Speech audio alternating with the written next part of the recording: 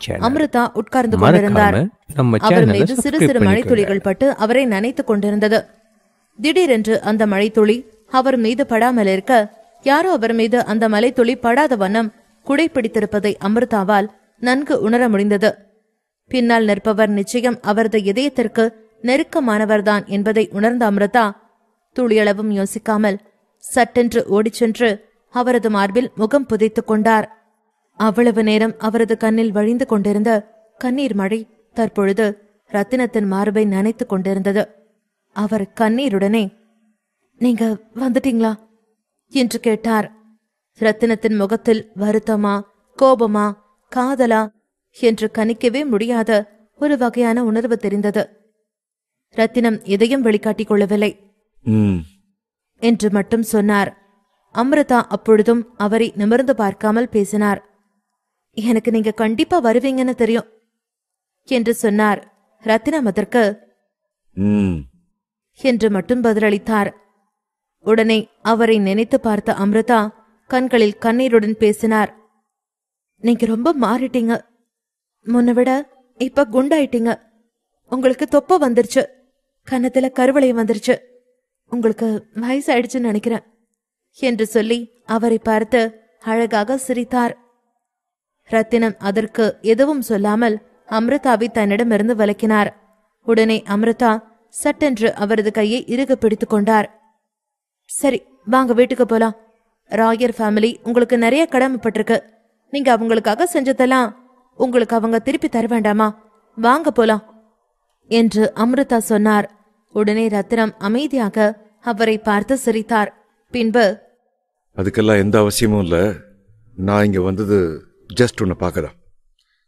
ஒருத்தனுக்கு ஏற்படுற காயம் ஈஸியா மாறிடும். ஆனா அந்த தழும்பு காலத்துக்கும் அது எப்பவும் இருந்துகிட்டே தான் இருக்கும் என்று சொன்னார். அவரது முகத்தில் அவ்வளவு விரக்தி தெரிந்தது. அவர் எந்த அர்த்தத்தில் சொல்கிறார் என்பதை புரிந்து கொண்ட அமிர்தா ஒரு நிமிடம் குற்ற உணர்வில் தனது தலையை தாழ்த்தி கொண்டார். பின்பு, என்னால உங்க வலியையும் வேதனையையும் புரிஞ்சுக்க முடியுது. நான் உங்க மேல எப்பவும் சின்சியரா தான் இருந்தேன். உங்களை ஒரு நல்ல ஃப்ரெண்டா, ஒரு நல்ல வெல்விஷரா தான் நினைச்சேன். ஆனா என்னோட ஃபேமிலி உங்ககிட்ட அட்வான்டேஜ் எடுத்துப்பாங்க, உங்களை யூஸ் பண்ணிப்பாங்கன்னு நான் நினைச்சு கூட பார்க்கல. உங்களை அவங்க யூஸ் பண்ணிக்கிட்டதை நினைச்சு அவங்க ரெக்ரெட் தான் பண்ணணும் என்று சொன்னார். அமிர்தா சொன்ன அனைத்தையும் கேட்ட ரத்தினம் எந்த ஒரு ரியாக்ஷனும் காட்டாமல் அமைதியாக இருந்தார். அவரிடம் நிறைய மாற்றம் இருந்தது, அதைவிட மெச்சூரிட்டி இருந்தது. இதே வார்த்தையை அமிர்தா 20 வருடங்களுக்கு முன்பு சொல்லியிருந்தால் எனில் அவரது ரியாக்ஷன் ஒருவேளை மாறியிருக்கலாம். கடந்த 20 வருடத்தில் அவர் நிறைய மாறியிருந்தார். வாழ்க்கை அவருக்கு நிறைய கற்றுக் கொடுத்திருந்தது. அதனால் அமிர்தாவிடம் எதுவும் சொல்லாமல் அமைதியை மட்டுமே கடைபிடித்தார். ரத்தினத்தின் அமைதியை புரிந்து கொண்ட அமிர்தா அவரது கையை இறுக பிடித்துக் கொண்டு பேசினார். எனக்கு ரொம்ப பசிக்குது. பக்கத்தில் உள்ள ஏதாவது ஒரு ரெஸ்டாரண்ட்டுக்கு போலாமா? நான் உங்களுக்கு ட்ரீட் வைக்கிறேன். ஒரு வகையில இது என்னோட ஃபேர்வெலா கூட நீங்க எடுத்துக்கோங்க. லாஸ்ட் டைம் நாம 2 பேரும் அவசர அவசரமா பிரிஞ்சிட்டோம் என்று அமிர்தா சொன்னார். அமிர்தா அப்படி சொன்னதும் ரத்தினம் தனது கண்களை இறுக மூடிக்கொண்டு ஒரு ஆழ்ந்த பெருமூச்சை விட்டார். அவரது கண்கள் ஓரம் மெதுவாக கண்ணீர் கசிந்து கொண்டிருந்தது. ரத்தினம் என்று அமிர்தா மிகவும் மென்மையான குரலில் கூப்பிட்டார். அமிர்தாவின் அந்த குரலை கேட்டதும் ரத்தினம் சட்டென்று தனது கண்களை திறந்தவர் மறுபடியும் அவரை ஒரு ஆழ்ந்த பார்வை பார்த்தார். அதை எதையும் அமிர்தா கண்டுகொள்ளவில்லை. சரி, வாங்க போலாம் என்று சொல்லிவிட்டு அவரது கையை பிடித்துக்கொண்டு அங்கிருந்து சென்றார். அப்பொழுது ரத்தினம் அவரை தடுத்து நிறுத்தினார். அமிர்தா என்ன என்பது போல் ரத்தினத்தை பார்த்தார். ரத்தினமோ, நான் ராயர் ஃபேமிலியை மீட் பண்ணணும் என்று சொன்னார். அமிர்தா அதை கேட்டதும் நம்ப முடியாமல் ரத்தினத்தை பார்த்தார். உடனே ரத்தினமும் அமிர்தாவை நிமிர்ந்து பார்த்தார். ராயர் ஃபேமிலியில உள்ளவங்களை பார்த்து ரொம்ப நாளாச்சுல, அதான் பார்க்கணும்னு நினைச்சேன்.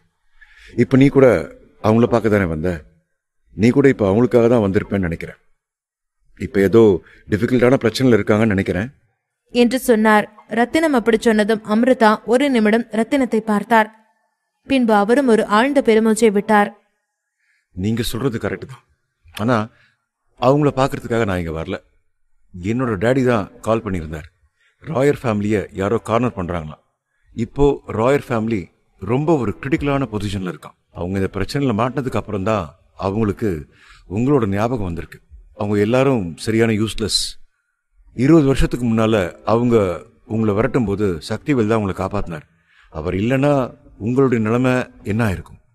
நான் கேள்விப்பட்டேன், நீங்களும் அவரும் ஸ்ட்ரீட் பெக்கர்ஸ் மாதிரி 2 நாள் ஓடி ஒழிஞ்சிட்டு இருந்தீங்கன்னு.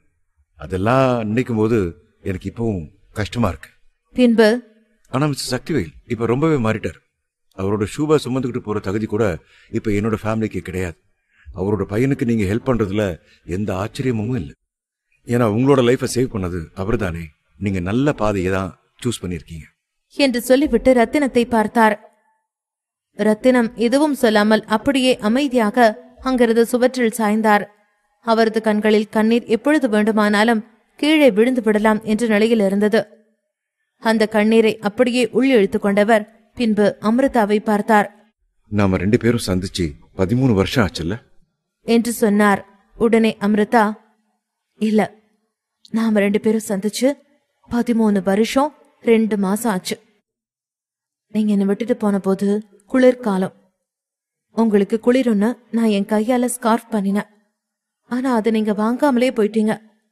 ஒருவேளை உங்ககிட்ட என்னைக்காவது அதை கொடுக்கிற சூழ்நிலை வரும்னு நினைச்சுதான் நான் இப்ப வரைக்கும் அதை என் கூடயே வச்சிருக்கேன் என்று சொன்னார்.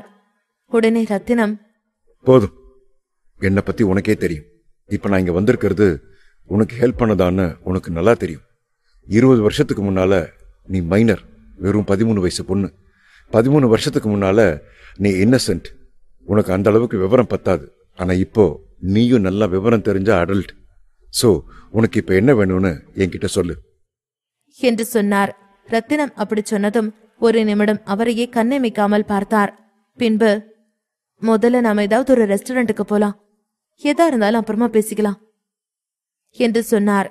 ரத்தினமும் சரி என்பது போல் தலையசைத்தார். உடனே அங்கிருந்து ஒரு டாக்ஸியை பிடித்துக்கொண்டு இருவரும் ஜோர்ஜ் டவுனில் உள்ள ஒரு பிரபலமான ஹோட்டலுக்கு சென்றார்கள்.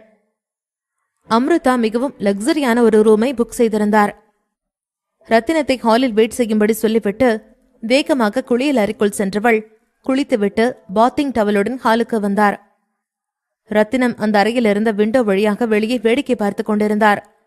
அப்பொழுது திடீரென்று அவர் பின்னால் வந்த அம்ருதா அவரை அணைத்துக் கொண்டார். திடீரென்று அம்ருதா அப்படி செய்ததும் சட்டென்று அவரை பிடித்து அங்கிருந்த கட்டிலில் தள்ளினார்.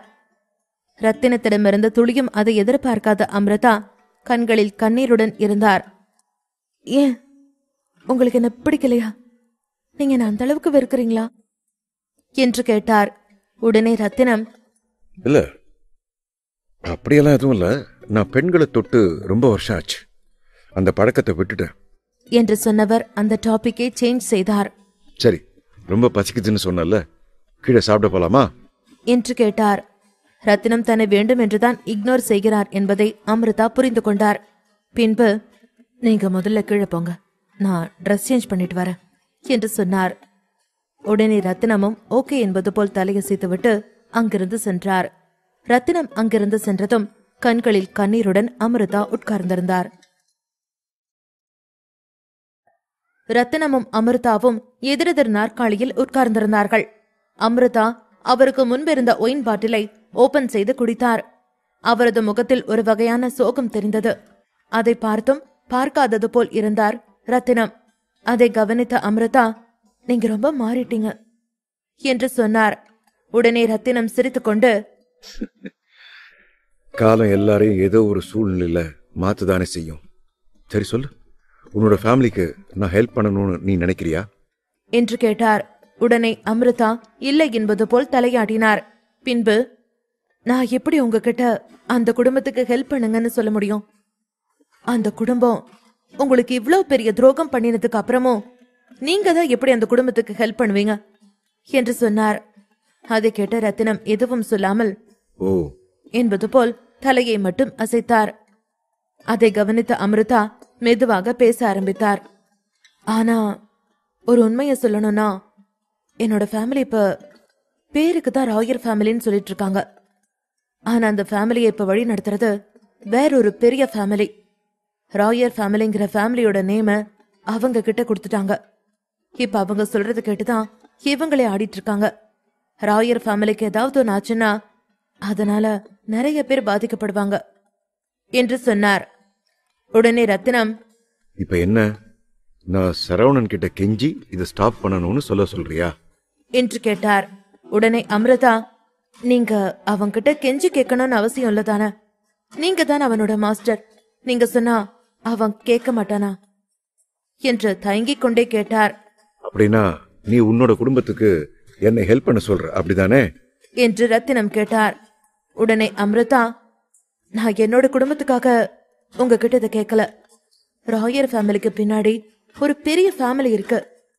அவங்க கூட சரவணனால மோத முடியாதுன்னு தான் நான் சொல்றேன் என்று சொன்னார். உடனே ரத்தினம் சிரித்துக்கொண்டு, உனக்கு சரவணனை பத்தி முழுசா தெரியல என்று சொன்னார். ஏன், அவனோட காட்ஃபாதர் நீங்க தானே, உங்களுக்கு அவனை பத்தி தெரியும் தானே என்று அமிர்தா கேட்டார். அவனை பத்தி யாருக்கும் தெரியாது. அவன் ஒரு சிதம்பர ரகசிய மாதிரி. அவனை பத்தி தெரிஞ்சுக்கிறது ஒன்றும் அவ்வளவு சுலபமான விஷயம் இல்ல என்று சொன்னார். ஆனா அவ உங்களோட ஸ்டூடெண்ட் தானே, நீங்க சொன்னா அவன் கேட்பான் தானே என்று அமிர்தா கேட்டார். சரவணன் ஒரு முடிவு எடுத்துட்டா அதை மாத்த யாராலையும் முடியாது. அவ்வளவே அந்த கடவுளால கூட முடியாது என்று சொல்லி மறுபடியும் சிரித்தார். உண்மையிலே உங்களுக்கு சரவணனை பத்தி எதுவுமே தெரியாதா? அவனுக்கு பின்னால யார் இருக்கா? அவனுக்கு இவ்வளவு பவர் எங்கிருந்து வந்தது? நீங்க தான் அவனோட மாஸ்டர் என்று மறுபடியும் கேட்டார். எனக்கு இதை பத்தியெல்லாம் எதுவும் தெரியாது. அப்புறம் நான் அவனுக்கு மாஸ்டர் இல்ல. ஒருவேளை அவனை பத்தின ஒரு சில ரகசியத்தை நான் தெரிஞ்சுக்காம இருந்திருந்தேன்னா இந்நேரம் நான் அப்படிதான் நினைச்சிட்டு இருப்பேன். ஆனா அவன் தான் எல்லாருக்கும் மாஸ்டர். நீ என்கிட்ட இவ்வளவு தூரம் கேட்கறதுனால நான் அவன்கிட்ட பேசி பார்க்கறேன். என்ன நீ முழுசா நம்பாத. நான் சொன்னா மட்டும் அவன் கேட்பான்னு எந்த ஒரு உத்தரவாதமும் கிடையாது என்று சொன்னார். ரத்தினம் அப்படி சொன்னதும், நிஜமாவா? உண்மையிலேயே எனக்காக சரவணா கிட்ட பேசுறீங்களா என்று கேட்டவர் சட்டென்று ரத்தினத்தின் கன்னத்தில் தனது இதழை பதித்தார். ரத்தினத்திற்கும் அப்போது அவளை தடுக்க மனம் இல்லாமல் இருக்க அவரும் அமைதியாக அதை வாங்கிக் கொண்டார். பின்பு தனது செல்போனை எடுத்து சரவணனுக்கு மெசேஜ் செய்தார். நான் இப்ப ராயர் ஃபேமிலியை பார்க்க போறேன் என்று. உடனே சரவணன், நான் ஆல்ரெடி உங்களுக்காக போதுமான அளவு அந்த ஃபேமிலிக்கு செஞ்சுட்டேன். இதுக்கு மேல என்னால எதுவும் பண்ண முடியாது. ஒருவேளை அந்த குடும்பத்துக்காக நீங்க ஏதாவது பண்ணணும்னு நினைச்சீங்கன்னா அதுக்கப்புறம் அந்த குடும்பத்தோட சேர்ந்து உங்களையும் நான் பரி பண்ண வேண்டியதா வரும் என்று சரவணன் திருப்பி மெசேஜ் செய்திருந்தான். அவனின் அந்த மெசேஜை பார்த்தவர் சிரித்துக் கொண்டே சொன்னார், ஒருவேளை அதுதான் என்னோட விதியா கூட இருக்கலாம் என்று அவனுக்கு திரும்பவும் மெசேஜ் செய்தார். அவரது முகத்தில் ஏதோ ஒரு மாற்றம் ஏற்பட்டதை அமிர்தா பார்த்தார். பின்பு, என்னாச்சு? உடனே ரத்தினம், ஒண்ணுல ஜஸ்ட் சரவண மெசேஜ் பண்ணியிருந்தான், அவ்வளவுதான் என்று சொன்னார். சரவணனின் பெயரை கேட்டதும் அமிர்தாவின் முகம் மாறிப்போனது. பின்பு சற்று தடுமாறிய குரலில் சொன்னார், சரவணாவா? என்ன மெசேஜ் பண்ணிருக்கான் என்று கேட்டார். அது ஒண்ணுல, சும்மாதான். சரி, டைம் ஆச்சு, இப்ப நம்ம கிளம்பலாமா என்று ரத்தினம் கேட்டார். ஓகே.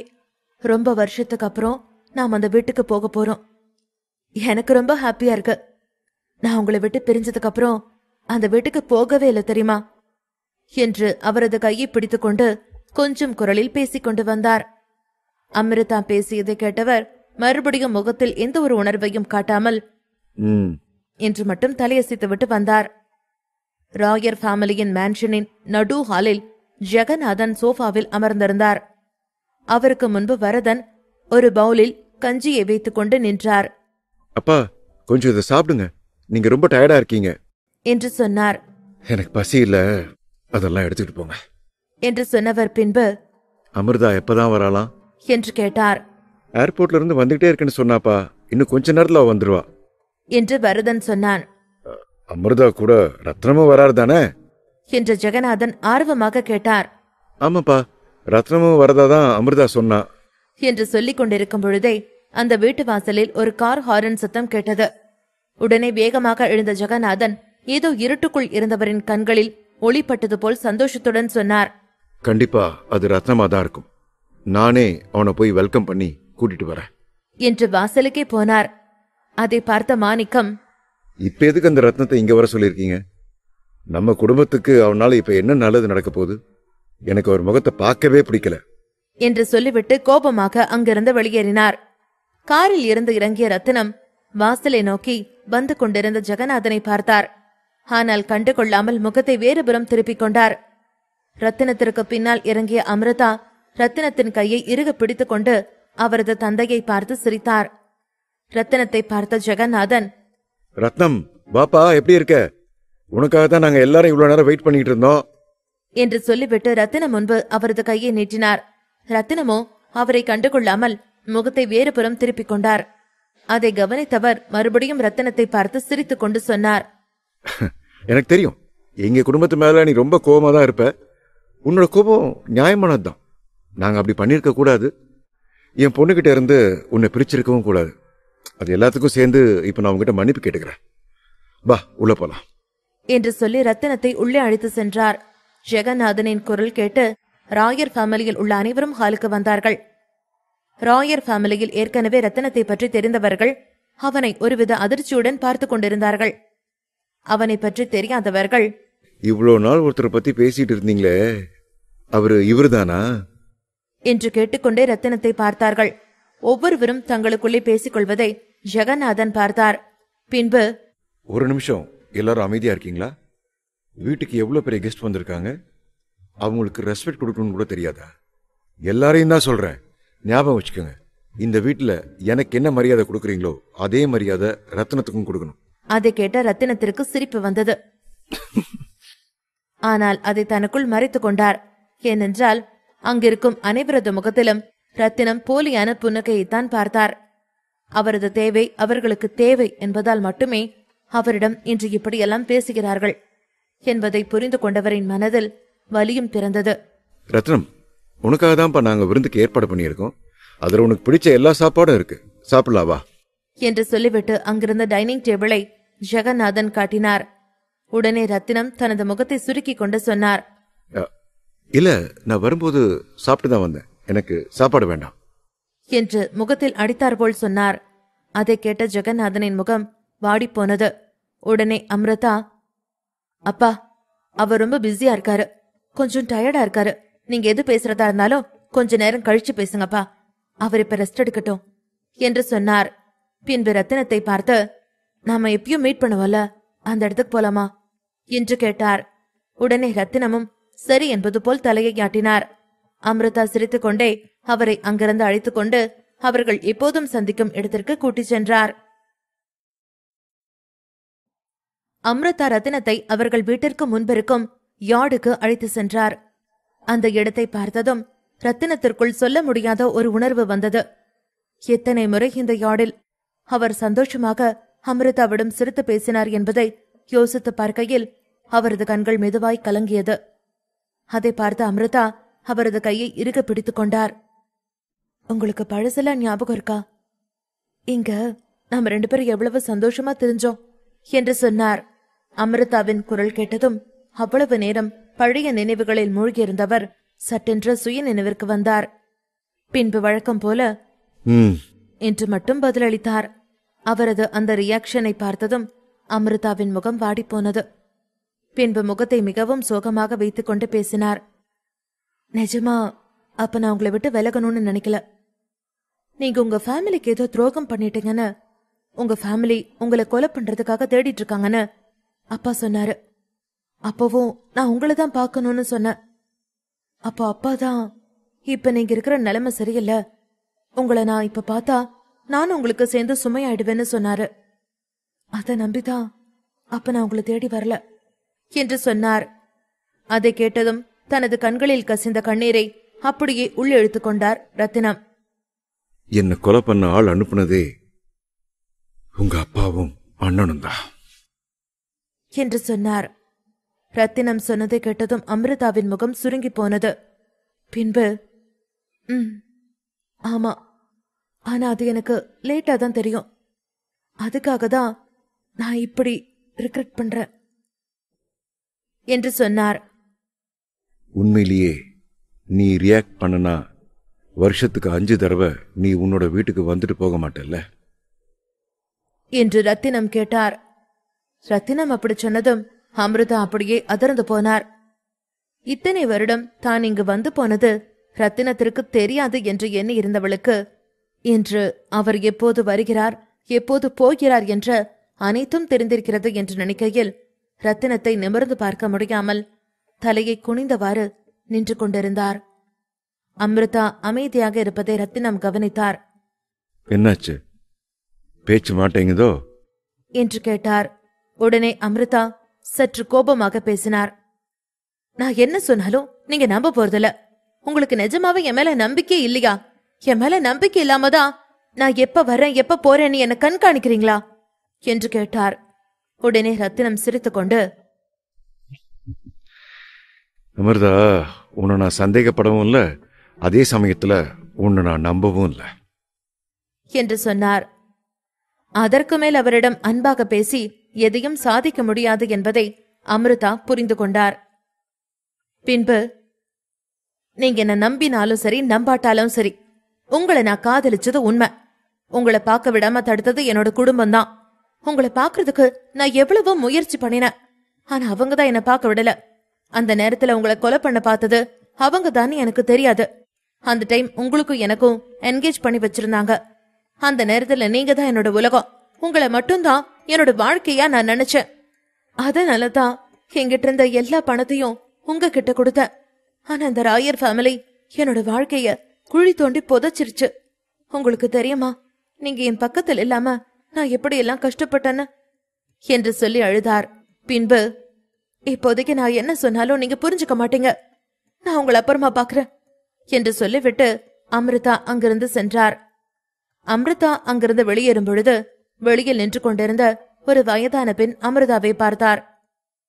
பின்பு, அம்மாடி பாத்து போமா, உன்னோட உடம்பு இப்ப கொஞ்சம் சரியில்லாம இருக்கு என்று சொன்னார். அவர் பேசியது ரத்தினத்தின் காதிலும் விழுந்தது. ஆனால் அவர் எதையும் கண்டுகொள்ளவில்லை. ரத்தினம் விரும்பியது 13 வயதாக இருந்த எதுவும் தெரியாத அந்த இன்னசென்டான பெண்ணைதான். அந்த பெண்ணை அவர் சாம்பலாகும் வரை அவரது மனதிலிருந்து யாராலும் நீக்க முடியாது. அந்த அளவுக்கு அவர் மீதான காதல் அவருக்குள் இருந்தது. அமிர்தா அங்கிருந்து சென்ற சில நிமிடங்களிலேயே அங்கு தனு வந்தார். தனு ரத்தினத்தை பார்த்ததுமே ஒரு வகையான ஆச்சரியத்துடன் பேசினார். பிரதர், நீங்க இங்க வந்தீங்க? நீங்க இங்க வந்திருக்கவே கூடாது. உங்களுக்கு தெரியும் தானே இவங்க எதுக்காக உங்களை எதிர்பார்க்கறாங்கன்னு. எல்லாம் தெரிஞ்சிருந்தோம் நீங்க எதுக்காக இங்க வந்தீங்க? உங்களை சுத்தி நடக்கிற எல்லாமே டிராமா. அவங்கள பத்தி உங்களுக்கு தெரியாதா? வேணும்னே அமிர்தாவை அவங்க கூட நெருங்கி பழக வச்சாங்க. அவங்க சொன்னதையெல்லாம் உங்களை செய்ய வச்சாங்க. அவங்க என்னெல்லாம் நினைச்சாங்களோ அதையெல்லாம் உங்க மூலமா சாதிச்சுக்கிட்டாங்க. அவங்களுக்கு கிடைக்கிற ப்ராஃபிட்லயும் சரி கிரெடிட்லயும் சரி உங்களுக்கு பாதி கொடுக்கறேன்னு சொன்னாங்க. கடைசியில் என்ன பண்ணாங்க? உங்களை ஆள் வச்சு கொள்ள பிளான் போட்டாங்க. இதெல்லாம் உங்களுக்கு ஞாபகம் இருக்குதானே என்று கேட்டார். உடனே ரத்தினம், ஆமா, என்னால அதை எப்படி மறக்க முடியும் என்று கேட்டார். அப்ப தெரிஞ்சிருந்தோம் நீங்க இங்க வந்தீங்களா என்று தனு கேட்டார். ஏன், அவங்க என்ன பண்ணிடுவாங்க என்று ரத்தினம் கேட்டார். உங்களுக்கு தெரியாதா, இந்த முறையும் உங்களை அவங்களோட தேவைக்கு நல்லா யூஸ் பண்ணிட்டு மறுபடியும் அவங்க உங்களை ஏதாவது பண்ணிட்டா என்ன பண்றது என்று தனு கேட்டார். உடனே ரத்தினம் சிரித்துக்கொண்டு, அவங்களுக்குள்ள அப்படி ஒரு எண்ணம் இருந்தா தாராளமா செய்யட்டும், பார்க்கலாம் முதல்ல யாரு சாவறாங்கன்னு என்று சொல்லிவிட்டு ரத்தினம் அங்கிருந்து சென்றார். தாரிகா அப்பொழுதுதான் வெளியில் சென்றுவிட்டு ஹோட்டலுக்கு திரும்பியிருந்தாள். தனது அறையில் குளித்து உடை மாற்றிவிட்டு கண்ணாடி முன்பு நின்றாள். பின்பு, மணி என்ன ஆச்சு? இந்த சரவணனை இன்னும் காணோம். கொஞ்சமாவது அக்கறை இருக்கா? சும்மா பேச்சுக்கு மட்டும் நான் தான் அவனோட உயிர்னு சொல்றான். ஆனா என் மேல ஒன்னும் அந்த அளவுக்கு அக்கறை இருக்கிற மாதிரி தெரியல என்று சரவணனை திட்டிக் கொண்டே கண்ணாடியில் தனது முகத்தை சரி செய்து கொண்டிருந்தாள். அப்பொழுது திடீரென்று அரைக்கதவை யாரோ தட்டும் சத்தம் கேட்டது. உடனே தாரிகா சிரித்துக்கொண்டு, கண்டிப்பா அது சரவணனாதான் இருக்கணும். இன்னைக்கு பாரு உன்னை நான் என்ன செய்யறேன்னு என்று சொல்லிவிட்டு வேகமாக கதவை திறந்து பார்த்தாள். அங்கு சரவணனுக்கு பதிலாக ஷீலா தான் நின்று கொண்டிருந்தாள். ஷீலாவை பார்த்ததும், நீங்க யாரு என்பது போல் பார்த்தாள். இது சரவண ரூம் தானே? இங்க சரவண இல்லையா என்று கேட்டாள். உடனே தாரிகா, ஆமா, இது சரவண ரூம் தான், நான் வந்து என்று அவள் ஏதோ சொல்ல வந்தாள். அப்பொழுது சரவணன் அங்கு வந்து நின்றான். சரவணனை பார்த்த ஷீலா வேகமாக அவனிடம் ஓடிச் சென்றாள். சரவணா, நான் உன்னதான் தேடி வந்தேன். ரத்தனம் ராயர் ஃபேமிலிக்கு போயிருக்காரு என்று மிகவும் பதட்டமாக சொன்னாள். உடனே சரவணன், எனக்கு தெரியும் என்று மிகவும் சாதாரணமாக சொன்னான். அப்போ உனக்கு தெரியுமா, அவருக்கு ஏதாவது ஆயிட்டு போகுதுன்னு நீ விட்டுட்டியா? அவர் மேல உனக்கு அக்கறை இல்லையா? உன்னை போய் தேடி வந்தான் பாரு என்று அவனிடம் மிகவும் கோபமாக பேசிக் கொண்டிருந்தாள். அப்பொழுது அவளது செல்போனிற்கு ஒரு மெசேஜ் வந்தது. தனுதான் மெசேஜ் செய்திருந்தார். ராயல் ஃபேமிலியில் பெரிய வார் நடக்கப் போகுது, சீக்கிரம் வா என்று. அந்த மெசேஜை பார்த்ததும் ஷீலாவின் பதற்றம் இன்னும் அதிகமானது. அவரை காப்பாத்துவேனதா நான் உன்கிட்ட வந்த, நீ இப்படி சொல்லுவேன்னு நான் நினைச்சு கூட பார்க்கல என்று சொல்லிவிட்டு கோபமாக அங்கிருந்து கிளம்பினாள். ராயர் ஃபேமிலியில் உள்ள அனைவரும் அந்த மீட்டிங் ஹாலில் அமர்ந்திருந்தார்கள். அனைவரது முகத்திலும் ஒரு வகையான பதற்றம் தொற்றிக் கொண்டிருந்தது. அவர்களுக்கு எதிரில் ரத்தினமும் இருந்தார். ரத்தினம் அவர்கள் அனைவரையும் பார்த்தார். பின்பு, சொல்லுங்க, இப்ப உங்களுக்கு என்ன ஹெல்ப் வேணும்? உடனே ஜெகநாதன், நான் சுத்தி வளைச்சு பேச விரும்பல. இந்த ஃபைல்ல இருக்கிறது தான் எங்க பிரச்சனை. இதுக்கு தான் நீங்க ஏதாவது சொல்யூஷன் சொல்லணும் என்று சொன்னார். அவருக்கு முன்பிருந்த அந்த ஃபைலை எடுத்து பார்த்து கொண்டிருந்தவரின் கண்கள் திடீரென்று அதிர்ச்சியில் உறைந்தன. பின்பு அதே அதிர்ச்சியுடன், நீங்க மோத போறது யாரு கூடன்னு தெரிஞ்சுதான் மோதுறீங்களா என்று கேட்டார். உடனே ஜெகநாதன் வேர்த்து விறுவிறுத்த குரலில் பேசத் தொடங்கினார். அதனால்தான் உன்கிட்ட உதவி கேட்கிறோம் என்று கேட்டார். ஜெகநாதன் அப்படி சொன்னதும் ரத்தினம் தனது கையில் வைத்திருந்த ஃபைலை அப்படியே போட்டுவிட்டு சட்டென்று எழுந்து அங்கிருந்தவர்களை பார்த்தார். It's impossible. அவர் கூட யாராலையும் மோத முடியாது. அவர் கூட மோதுறது மரணத்தை நாமளே விலை கொடுத்து வாங்குறதுக்கு சமம். அது சரி, நீங்க அவரோட எப்படி பிசினஸ் பண்ணீங்க என்று ரத்தினம் அதிர்ச்சி மாறாமல் கேட்டார். உடனே ஜெகநாதன், அப்ராட்ல ஆயில் ஃபீல்ட் பிசினஸ் தான் அவர் கூட பண்ணிட்டு இருந்தோம் என்று சொன்னார். அப்படின்னா உங்க எதிரி மிஸ்டர் சக்திவேல்னு சொல்றீங்களா? இப்ப அவரை தான் நான் எதிர்க்கணும்னு சொல்றீங்களா என்று முகத்தில் கோபம் கொப்பளிக்க அவர்களிடம் கேட்டார்.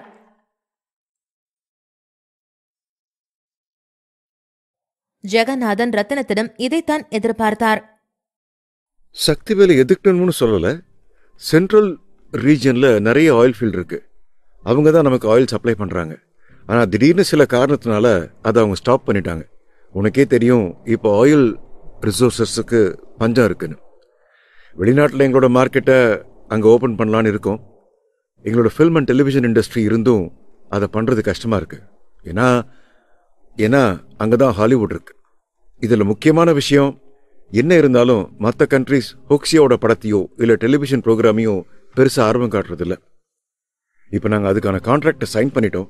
ஆனால் இன்னும் எங்ககிட்ட அதுக்கான ரிசோர்சஸ் வரல என்று கதை கதையாக உருட்டுகளை உருட்டினார் ஜெகநாதன். அமிர்தாவால் இதனை கேட்டுக்கொண்டு அமைதியாய் இருக்க முடியவில்லை. உடனே வேகமாய் எழுந்தவர், அப்பா, எப்படிப்பா உங்களால இப்படி பேச முடியுது? என்னோட அண்ணா திரும்பி இங்க வந்து நமக்கு ஹெல்ப் பண்ணினது போதும். இப்ப இவரை விட்டு சக்திவேலை டீல் பண்ண சொல்றீங்களா? என்ன விளையாடுறீங்களா என்று கேட்டவரின் முகம் கோபத்தில் சிவந்தது. ஜெகநாதன் செய்வதறியாமல் தலையை மறுப்பாய் அசைத்தார். எனக்கு வேற வழி இல்லை. சக்திவேல் கிட்ட இருந்து நமக்கு சில ஆயில் ஃபீல்ட்ஸை வாங்கி தரதா நான் ரத்னம் கிட்ட சொல்றேன். நம்ம கிட்ட ஆயில் ஃபீல்ட் இல்லைன்னா நம்மளால வெளிநாட்டில் பிசினஸ் ரன் பண்ண முடியாது என்றார். ரத்தினத்திற்கு கோபம் வந்தாலும் அதனை வெளிக்காட்டாமல் முகத்தை அமைதியாய் வைத்துக் கொண்டார். இன்று மட்டும் ஏதாவது ஒரு விஷயம் தவறாக சென்றால் ராயர் குடும்பத்தின் ஆட்கள் அவரை விட்டுவிட மாட்டார்கள். அப்போதிலிருந்து இந்த ஒரு விஷயம் மட்டும் மாறாமல் இருந்தது. ராயர் குடும்பத்திற்கு அதிகாரம் கிடைக்கும் வரை ரத்தினத்தை பொக்கிஷம் போல் கையில் தாங்கினார்கள். ஆனால் எப்போது அதிகாரமெல்லாம் அவர்களுக்கு கிடைத்ததோ அடுத்த நொடியே அவரை கொல்லவும் தயங்கவில்லை. என ரத்தினம் அந்த டாக்குமெண்ட்ஸ்களை பார்த்தபடி ஒப்புக்கொண்டார். ராயர் குடும்பத்தில் இருந்த அனைவருமே சற்று திகைத்தார்கள். ரத்தினம் ஒப்புக்கொண்டது அவர்களுக்கு ஆச்சரியத்தை கொடுத்தது. ஜெகநாதன் வில்லத்தனமாய் சிரித்துக் கொண்டார். ரத்தினம் மட்டும் இன்று இதற்கு ஒப்புக்கொள்ளவில்லை என்றால் அவரால் உயிருடன் இங்கிருந்து செல்ல முடியாது. ஆனா அதுக்கு முன்னாடி எனக்கு ஒரு கண்டிஷன் இருக்கு என ரத்தினம் ஜெகநாதனிடம் கூறினார். ரத்னம், நீ ராயர் ஃபேமிலிக்கு திரும்ப வந்து எங்களுக்கு ஒரு சான்ஸ் கொடுக்குற. அதனால நீ என்ன சொன்னாலும் அதை நாங்கள் செய்ய தயாரா இருக்கோம். ஒரே ஒரு கண்டிஷன், நீ மட்டும் இல்லைனா இன்னைக்கு ராயர் ஃபேமிலி இந்த நிலைமையில இருந்திருக்காது. ராயர் ஃபேமிலி இன்னுமே உன்னோட பாதி ஷேரை வச்சிருக்கு என நல்லவர் போல் கூறினார் ஜெகநாதன். ரத்தினம் லேசாய் புன்னகைத்தார். இது 2 மேதாவிகள் இடையே நடக்கக்கூடிய யுத்தம். ராயர் குடும்பத்திற்கு ரத்தினத்தின் உதவி தேவைப்படுகிறது. ஆனால் ரத்தினத்தை அட்வான்டேஜ் எடுத்துக்கொள்ள விட மாட்டார்கள். 20 வருடங்களுக்கு முன்பே ரத்தினத்தை நம்பாதவர்கள் இப்போது நம்பிடப் போகிறார்களா? ரத்தினத்தை பொறுத்தவரை எப்படியாவது ராயர் குடும்பத்தை தாம் அவர்களுக்கு உதவி செய்யத்தான் வந்திருப்பதாக நம்ப வைக்க நினைத்தார். அப்ப ஜெகநாதனே இவ்வளவு தூரம் சொல்லிட்டாரு. சோ எனக்கு வேண்டியதை நான் கேட்டுக்கிறேன் என்று கூறி சீட்டில் வாகாக சாய்ந்து அமர்ந்தவாறு சிகரெட்டை எடுத்து பற்ற வைத்துக் கொண்டார். வெளிநாட்டுல ராயர் குடும்பத்துக்கு எந்த ஃபேமிலி சப்போர்ட் பண்ணது என ரத்தினம் கேட்க அந்த இடமே மயான அமைதியானது. ஜெகநாதனம் ரத்தினத்தை கொலை வெறியுடன் பார்த்தார். சாதாரண நாய் இவன் என்னோட மாஸ்டரை பத்தி கேக்குறானா என்பது போல பார்த்தார் ஜெகநாதன். நீ என்ன நினைக்கிறன்னு எனக்கு தெரியுது ஜெகநாதன். ஆனா நம்ம 2 பேரும் ஒரு காம்ப்ரமைஸ்க்கு வந்திருக்கோம். நீ ஆயில் ஃபீல்ட்ல சென்ட்ரல்ல இருந்து வாங்குறதுக்கு எங்கிட்ட ஹெல்ப் கேட்ட. ஏன்னா நான் என்னுடைய லாயல்ட்டியை ப்ரூவ் பண்ணணும்னு சொன்னேன். ஆனா அவங்க யார் என்னன்னே தெரியாம நான் எப்படி இதுல ஹெல்ப் பண்ண முடியும் என்று கேட்டார் ரத்தினம். ஒரு நொடி தயங்கினார் ஜெகநாதன். அதன் பின் அவரின் கையை உயர்த்தி மற்ற உறுப்பினர்களை இதில் எந்த முடிவும் எடுக்க வேண்டாம் என்று அசைத்தார். அவரை பார்க்க நான் உன்னை கூட்டிட்டு போறேன் என்றார் ஜெகநாதன். என்ன இங்கேயா என்று சற்று ஆச்சரியமாக கேட்டார் ரத்தினம். ஆமா, முன்னாடி அவர் இங்கதான் இருந்தாரு. ஆனா இப்ப ஜோஸ்டவுன்ல இல்ல, அதுக்கு பதிலா அவர் போட்ல இருக்கார். அந்த இடம் யாருக்கும் தெரியாது என சீரியஸாய் கூறினான் ஜெகநாதன். அதன் பின் அவரின் குடும்பத்தின் ஆட்கள் பக்கம் திரும்பியவர், போது நிறுத்துறீங்களா? என்ன பாக்குறதும் ரத்னத்தை பாக்குறதும் ஒண்ணுதான். அவனை கொல்ல நினைச்சா என்னையும் கொல்ற மாதிரி என்ன கொல்ல போறீங்களா என்று அழுத்தமாய் கேட்டார். அதன் பின்தான் மற்ற உறுப்பினர்கள் அனைவரும் அமைதியானார்கள். அப்போ என்ன அங்க கூட்டிட்டு போ என புன்னகையுடன் கூறினார் ரத்தினம். சிங்கத்தின் குகையில் நுழைவது போன்றது அது. அவருக்கு சாவை பற்றி கொஞ்சமும் பயமில்லை. சரி, காரை ரெடி பண்ண சொல்லு என அமிர்தா பக்கம் திரும்பி கூறினார் ஜெகநாதன். இருவரும் ஜீப்பில் ஏறிட ராயர் குடும்பத்தின் ஆட்கள் ரத்தினத்தின் கண்ணை கட்டினார்கள்.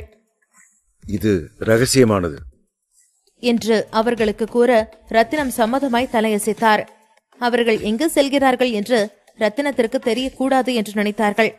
காரில் இருந்து தாமஸ் எப்படியாவது அந்த வழியை நினைவு கொள்ள வேண்டும் என்று நினைத்தார்.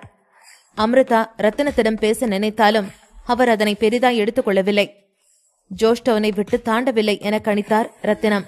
மாலை பொழுதுதான் அவர்களின் கார் ஒரு வழியில் சென்றது. சுத்தல்ல விட்டு போறானுங்க என்று நினைத்து லேசாய் சிரித்துக் கொண்டார் ரத்தினம். இடம் ஜோஸ்டவுன் ஹோட்டல். ஷீலா சென்ற பின் சரவணா தாரிகா பக்கம் திரும்பினான். அவன் எதுவும் பேசுவதற்கு முன்பே அவனை முந்திக் கொண்டு கேள்வி கேட்டாள் தாரிகா.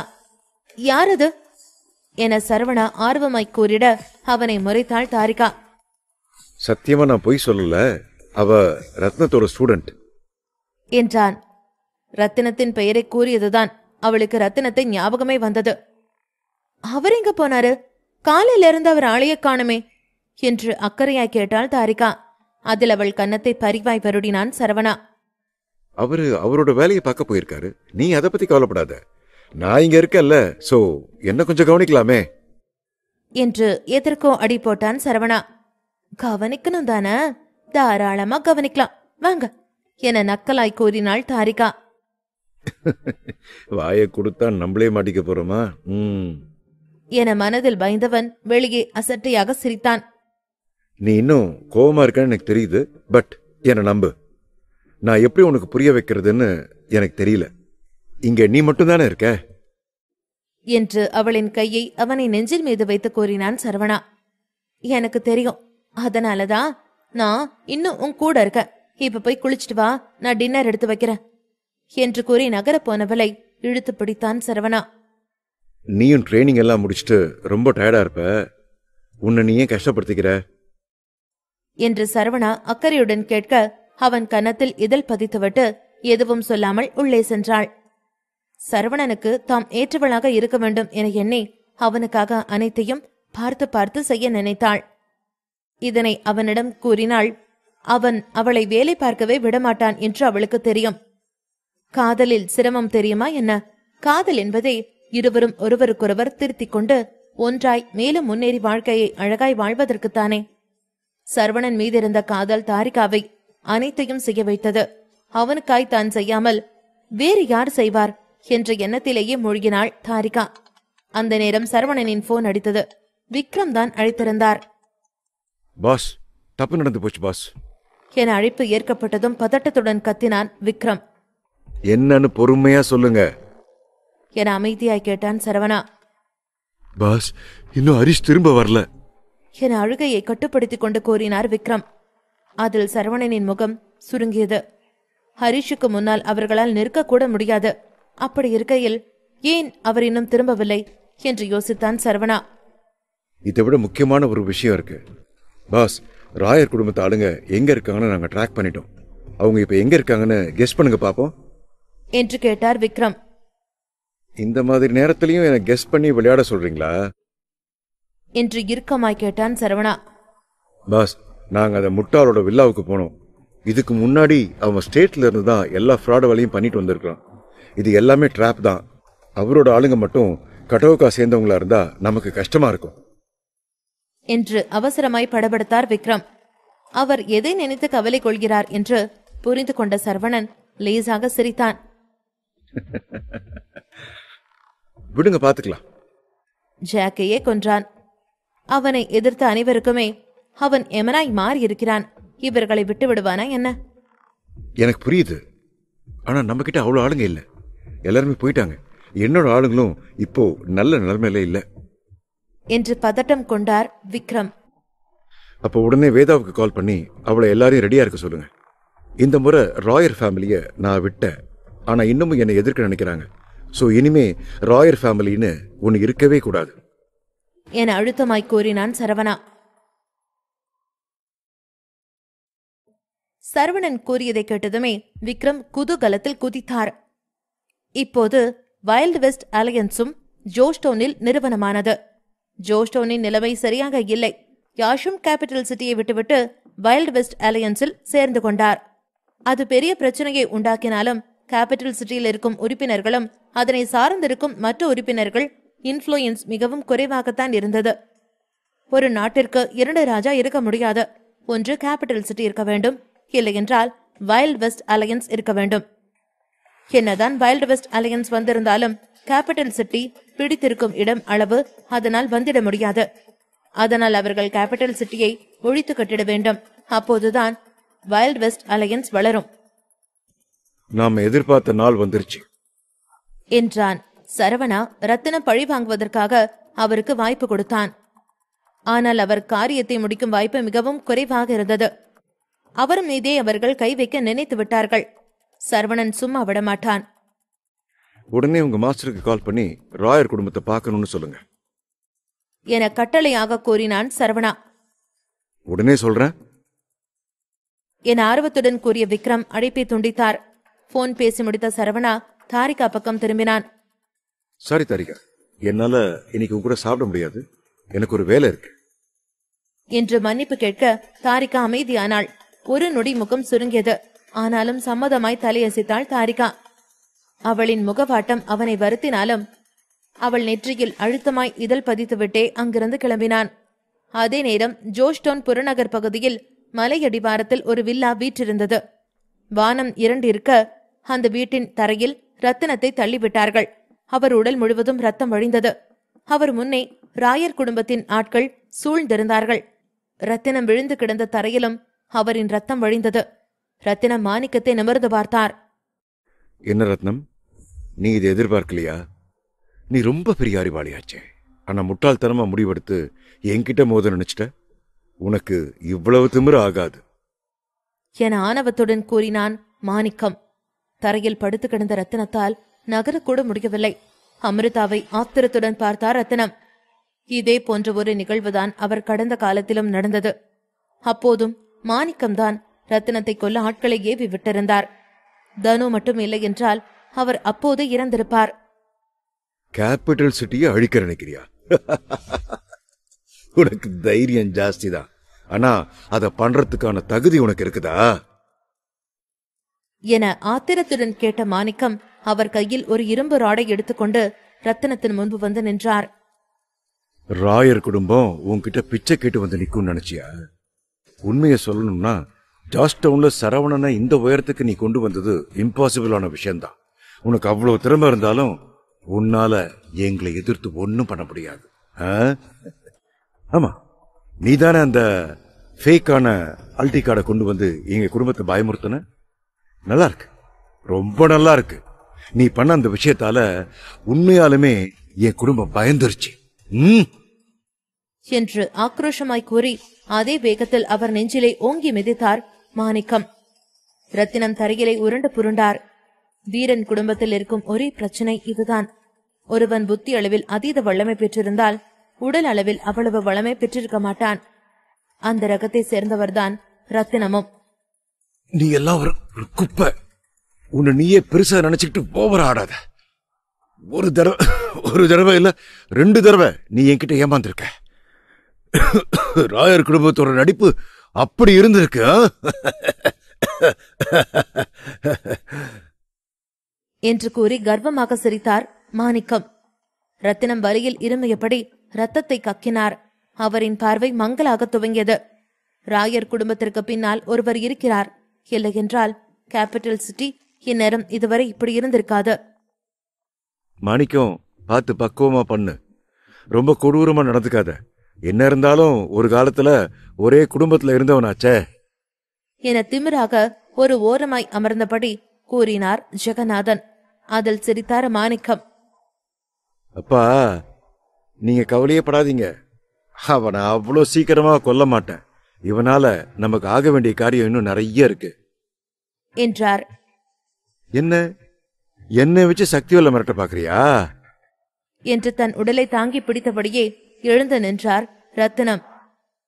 என்ன மிரட்டணுமா? அந்த சக்திவேலுன்னா பெரிய கொம்பனா? வெளிநாட்டுல வேணா அவன் பெரிய ஆளா இருக்கலாம். ஆனா அவனுக்கு திரும்ப இங்க வர தைரியமே இல்லை. ஏன் தெரியுமா? ஏன்னா இங்க இன்னும் வில்லியம்ஸ் ஃபேமிலி இருக்கு. முன்னாடி அந்த ஒன்னுத்துக்கும் பிரயோஜனம் இல்லாத சக்திவேல் வில்லியம்ஸ் ஃபேமிலி கிட்ட ஒரு அக்ரிமெண்ட் சைன் பண்ணியிருக்கான். அத அவன் திரும்ப இங்க வரவே மாட்டேன்னு. இப்ப சரவண இங்க வந்திருக்கான். நிச்சயமா அவனுக்கு சாவு கன்ஃபார்ம் என்று கர்வத்தில் கூறினார் மாணிக்கம். ரத்தினம் எழுந்த மறுநொடியே மாணிக்கம் மீண்டும் அவர் நெஞ்சிலே எட்டி உதைத்திட ரத்தினம் பறந்து போய் சுவற்றில் மோதி கீழே விழுந்தார். அவர் விழுந்த வேகத்தில் ரத்த வாந்தி எடுத்தார் ரத்தினம். மங்கலான பார்வையுடன் எதிரே இருக்கும் அமிர்தாவை பார்த்தார். அவரோ முகத்தில் எந்த ஒரு உணர்வையும் காட்டாமல் அமர்ந்திருக்க சத்தமாக சிரித்தார் ரத்தினம்.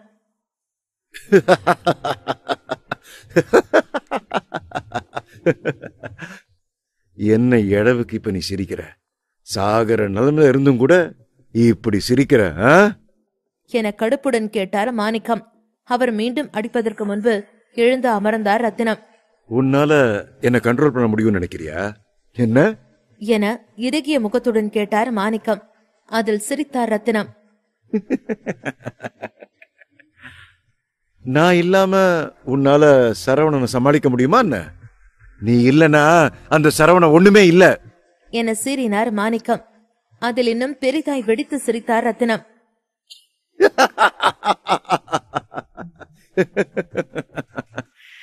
நான் கூட முதல்ல சரவணனால ராயர் குடும்பத்தை எதிர்க்க முடியாதுன்னு நினைச்சேன். ஆனா இங்க வந்து உள்ளார பார்த்தா தானே தெரியுது இன்னும் அதே மாதிரி கூமுட்டைகளை தானே இருக்கீங்கன்னு. நான் கூட விட்டு போனதுல இருந்து ஏதோ தேறி இருப்பீங்க அப்படின்னு தப்பா நினைச்சிட்டேன் என்று கூறி மேலும் சிரித்தார் ரத்தினம். சரவணனின் திறமை என்ன என்று அவர் அறிந்திருந்தார். அவன் நினைத்தால் எதையும் சாதிப்பான். சரவணனுக்கு அதிகமாய் சிரமம் கொடுக்க வேண்டாம் என்றுதான் சிறு சிறு பிரச்சனைகளை அவரே சமாளித்துக் கொண்டிருக்கிறார். மாணிக்கம் ரத்தினம் கூறியதை ஒரு பொருட்டாக எடுத்துக் கொள்ளவில்லை. உயிர் மேல ஆசை இருந்துச்சுன்னா ஒழுங்கா நாங்க சொல்றபடி நடந்துக்க என்று மிரட்டினார். அதில் நெஞ்சை நிமிர்த்திக் கொண்டு அமர்ந்தார் ரத்தினம். வா, வந்து என்ன கொன்னுக்கோ, நான் ரத்னம். தீரன் ஃபேமிலியை சேர்ந்தவன். எனக்கு சாவை பார்த்தா பயம் இல்ல. என்னோட ஒரே பயம் எங்க நான் தோத்துருவேன்னு தான். ஆனா அடிச்சு சொல்றேன், நான் தோக்க மாட்டேன். இன்னைக்கும் நான் ஜெயிச்சிட்டேன் என வெற்றி பெற்ற சிரிப்புடன் கூறினார் ரத்தினம். அவர் முகமெல்லாம் உதிரம் வழிந்தாலும் அவரின் சிரிப்பு தனியாக தெரிந்தது. சரவணன் வருவான் என்று அவருக்கு தெரியும். அதனால் அவர் முகத்தில் சிரிப்பு மறையவில்லை. அப்படின்னா உன்னை கொன்னு அந்த சக்தி வேலுக்கு கிஃப்டா கொடுக்கறேன் என கடுகடுத்தார் மாணிக்கம். உடனே ரத்தினத்திடம் நெருங்கினார் அமிர்தா. நீ ஏன் இப்படி பண்ணிட்டு இருக்க? ராயர் குடும்பம் உன்கிட்ட நல்ல விதமா தானே நடந்துக்குது. ஏன் இன்னும் பிடிவாதமா இருக்க? நீதான் என் பின்னாடி அலைஞ்ச.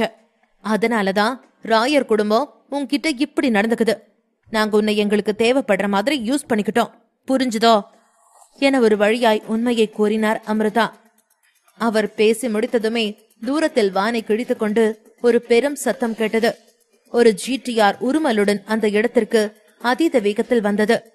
சரவணன் முன்னால் இருக்க பின்னே விக்ரமும் வேதாவும் வந்திருந்தார்கள். உன்னை தேடி இவனும் இங்க வந்துட்டானா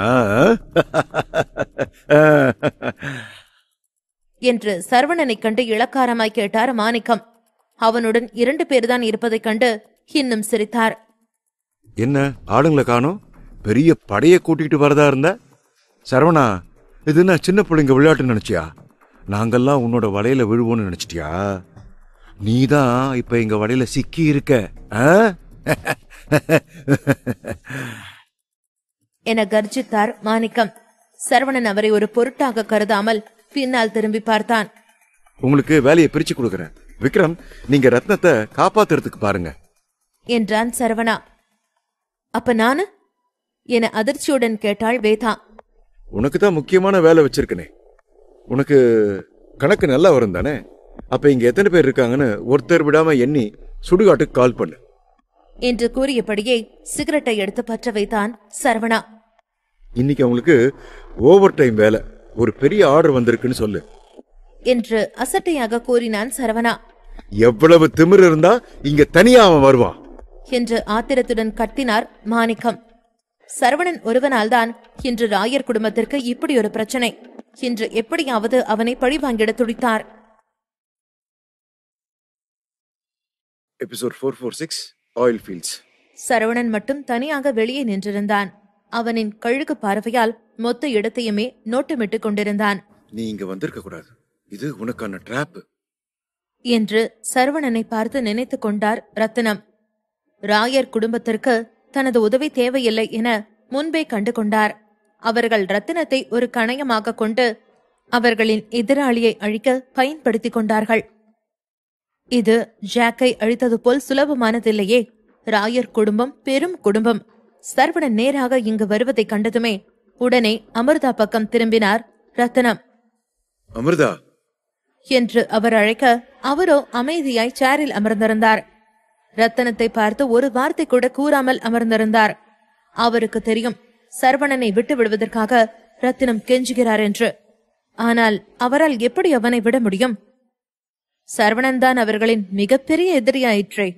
முதலில் கோஷ்டவுனில் மெரின் கிளப் மூலமாக அனைவரையும் ஒன்று திரட்டினான். இப்போது அதே வேலையை ஜோஷ்டவுனில் செய்ய பார்க்கிறான். இதனை அவர்கள் செய்ய விடுவார்களா என்ன? ராயர் குடும்பத்தின் வரலாற்றிலே அவர்கள் சந்தித்த எதிரிகளின் ரத்தினத்தை விட மிக மோசமானவன் சரவணன். சென்ட்ரல் ரீஜன்ல இருந்து எங்களுக்கு ஆயில் ஃபீல்ட் வாங்கி தரேன்னு நீ சொன்னதை நாங்க நம்புவோம்னு நினைக்கிறியா? ரத்னம், நீ ரொம்ப பெரிய ஏமாளி. உன்னோட லாயல்ட்டிய டெஸ்ட் பண்றதுக்காக நாங்க அதை கேட்கல. ஆனா இத்தனை வருஷம் ஆகியும் நீ அமிர்தாவை மிஸ் பண்ணுவேன்னு நான் எதிர்பார்க்கிறேன். சரியான முட்டாள் நீ என சிரித்தபடியே கூறினார் மாணிக்கம். நிறைய பேரு ராயர் ஃபேமிலி ஒன்னுத்துக்கும் உதவாது, தண்டம் அப்படின்னு நினைச்சாங்க. ஆனா எங்களோட முக்கியமான மாஸ்டர் பிளான் உன்னை வச்சுதான் நடந்துச்சு. அமிர்தா உன் மேல வச்சிருந்த லவ் உண்மையானது நினைக்கிறியா? நீ சரியான ஏமாளி. நீ ராயர் குடும்பத்தோட ஒரு வேலைக்காரன். உன்னோட அறிவை நாங்க யூஸ் பண்ணிக்கிட்டோம். ஆனா நீ எங்க வீட்டு பிரின்சஸ் மேல ஆசைப்பட்டுட்ட என்று சீற்றத்துடன் கத்தினார் மாணிக்கம். அதில் சத்தமாய் சிரித்தார் ரத்தினம். உண்மைதான், கடந்த 13 வருடங்களாக அவர் அமிர்தாவை மறக்கவில்லை. அமிர்தா ஆரம்பத்திலிருந்து நாடகம் ஆடினார். அதனை 7 வருடத்திற்கு பின் தான் தெரிந்து கொண்டார். ஆனாலும் என்றாவது ஒரு நாள் அமிர்தா உண்மையாக தன்னை காதலித்திருக்க மாட்டாளா என்று நினைத்தார் ரத்தினம். அவருக்காக அவர் காத்திருந்தார். ராயர் குடும்பத்தை நல்ல நிலைக்கு கொண்டு வர வேண்டும் என்ற நினைப்பில் அவர் ஒன்றும் இவ்வளவு மெனக்கிடவில்லை. அமிர்தாவின் கல் போன்ற இதயத்தை என்றாவது கவர்ந்திட மாட்டோமோ என்று எண்ணித்தான் இவ்வளவும் செய்தார். ஆனால் அந்த கல் பாறாங்கல்லா இருந்தது. சிறுத்தபடியே தரையில் குடிகாரனைப் போல படுத்தார் ரத்தினம். அவர் மிகவும் சோர்ந்து விட்டார். ஏமாற்றம், வலி, எதனை இத்தனை வருடங்கள் அவர் மறக்க நினைத்தாரோ அவை மீண்டும் மனதில் எழுச்சி பெற்றது.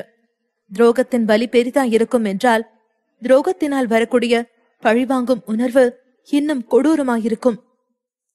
ஓகே, என்னோட வேலை இன்னைக்கு முடிஞ்சிருச்சு. சரவணா, இனி நீ ஆரம்பி என்றார் ரத்தினம். உடனே ராயர் குடும்பத்தின் ஆட்கள் அனைவருமே ஒன்று போல சரவணனை பார்த்தார்கள். அவன் தனியாகத்தான் வந்திருந்தான். அவனால் என்ன செய்திட முடியும்? ரத்தினத்தின் குறிக்கோள் இன்று நிறைவேறியது. உண்மையை அமிர்தா உறக்க கூறியதிலே அவரின் மனம் உடைந்தது.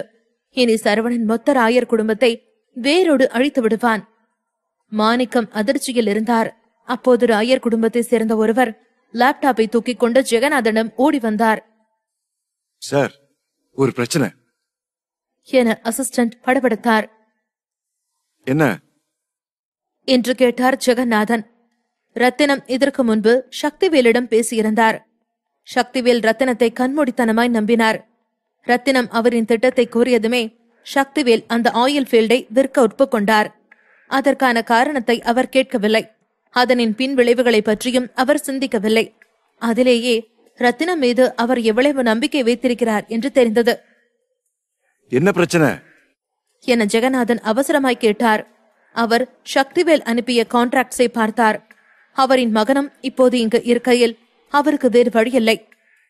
அந்த கான்ட்ராக்ட்ல பிரச்சனை இல்ல, அந்த ஆயில் ஃபீல்ட் எல்லாமே நம்மளோட தான் என அசிஸ்டன்ட் கூறினார். அப்புறம் எதுக்கு இவ்வளவு படபடப்பா பேசுற என புரியாமல் கேட்டார் ஜெகநாதன். பிளீஸ் இத பாருங்க சார் என்று அந்த அசிஸ்டன்ட் ஜெகநாதனிடம் லேப்டாப்பை கொடுக்க அதனை கண்டவர் அதிர்ச்சியில் உறைந்தார். ஆயில் ஃபீல்டில் பெரும் கலகம் நடந்து கொண்டிருந்தது. அந்த இடத்தை பற்றி ஜெகநாதனுக்கு நன்றாய் தெரியும். ஒதுக்குப்புறமான இடம் என்பதால் அங்கு நிறைய பணக்காரர்களும் அரசியல்வாதிகளும் கூடும் இடமாயிருந்தது. அது ஆயில் ஃபீல்ட் என்பதால் நிறைய பேர் கலவரத்தை ஏற்படுத்திட மாட்டார்கள்.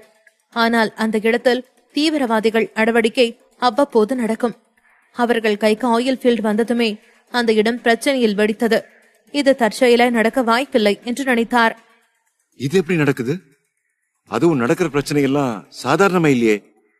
நம்ம கைக்கு ஆயில் ஃபீல்ட் வந்ததுமே இவ்வளவு பெரிய பிரச்சனையா என பலவாறாக யோசித்தார் ஜெகநாதன். ஷிட், எப்படி இது பாசிபிள் என லேப்டாப்பை பார்த்தபடி இறுகிய குரலில் கத்தினார் மாணிக்கம்.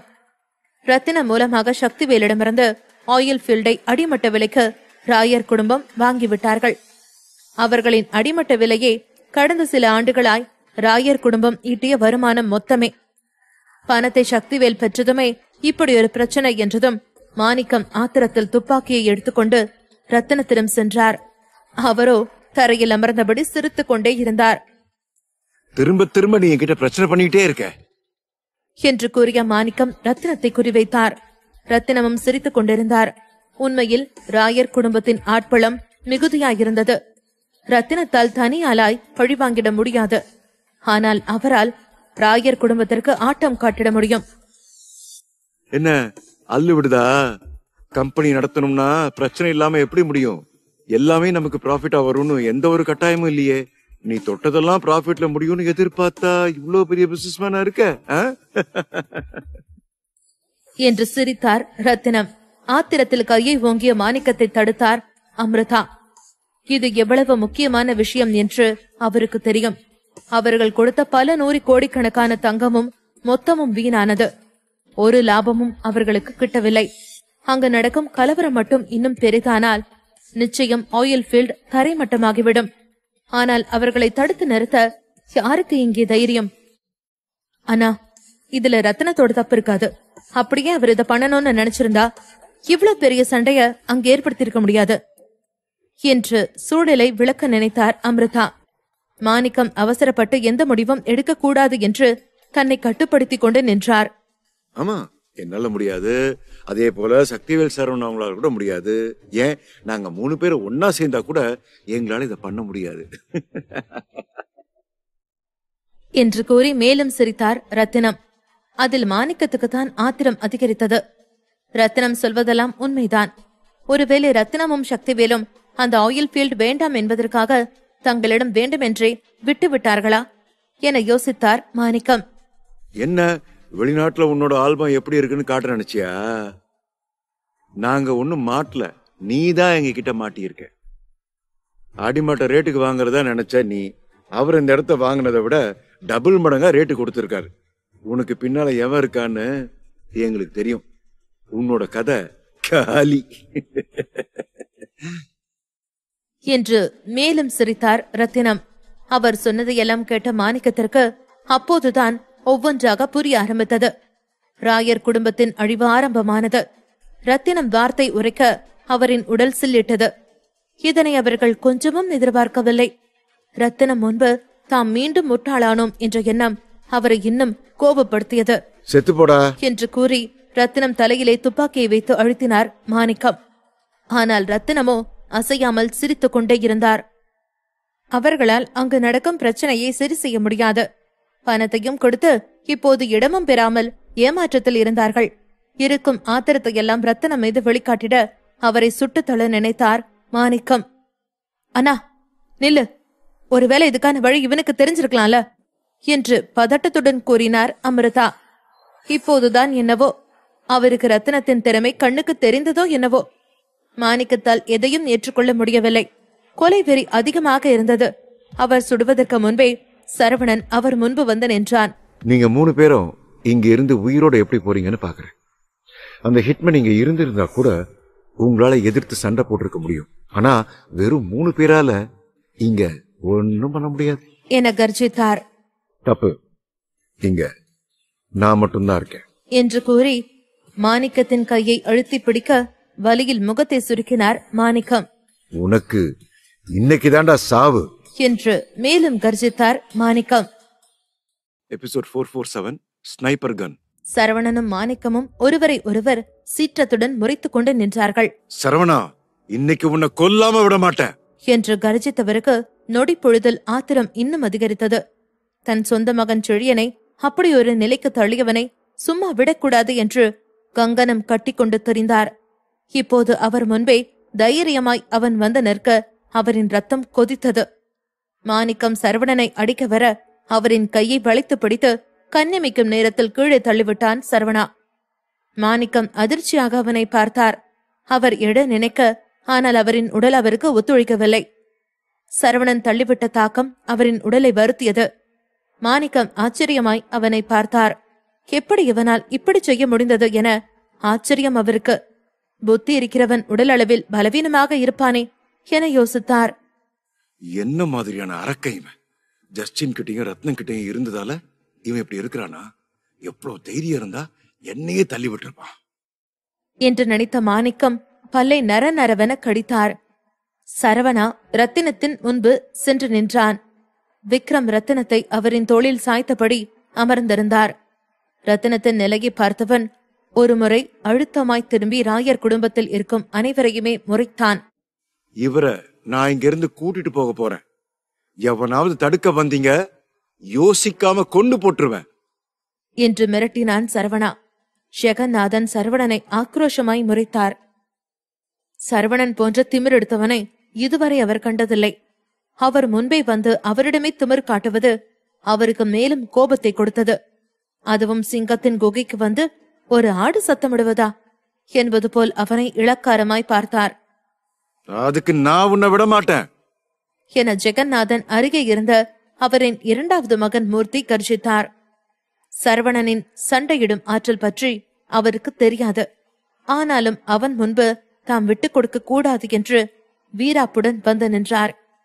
தரையில் இருந்த மாணிக்கமும் மூர்த்தி தைரியமாய் முன்வந்து நிற்பதை பார்த்து பெருமைப்பட்டுக் கொண்டார். சரவணன் ஒருவனால் இத்தனை பேர் முன்பிருந்து தப்பித்து சென்றுவிட முடியுமா என்ன? சரவணா மூர்த்தியை பார்த்துவிட்டு வேதாவை பார்த்தான். அவளோ பேச்சற்று நின்றாள்.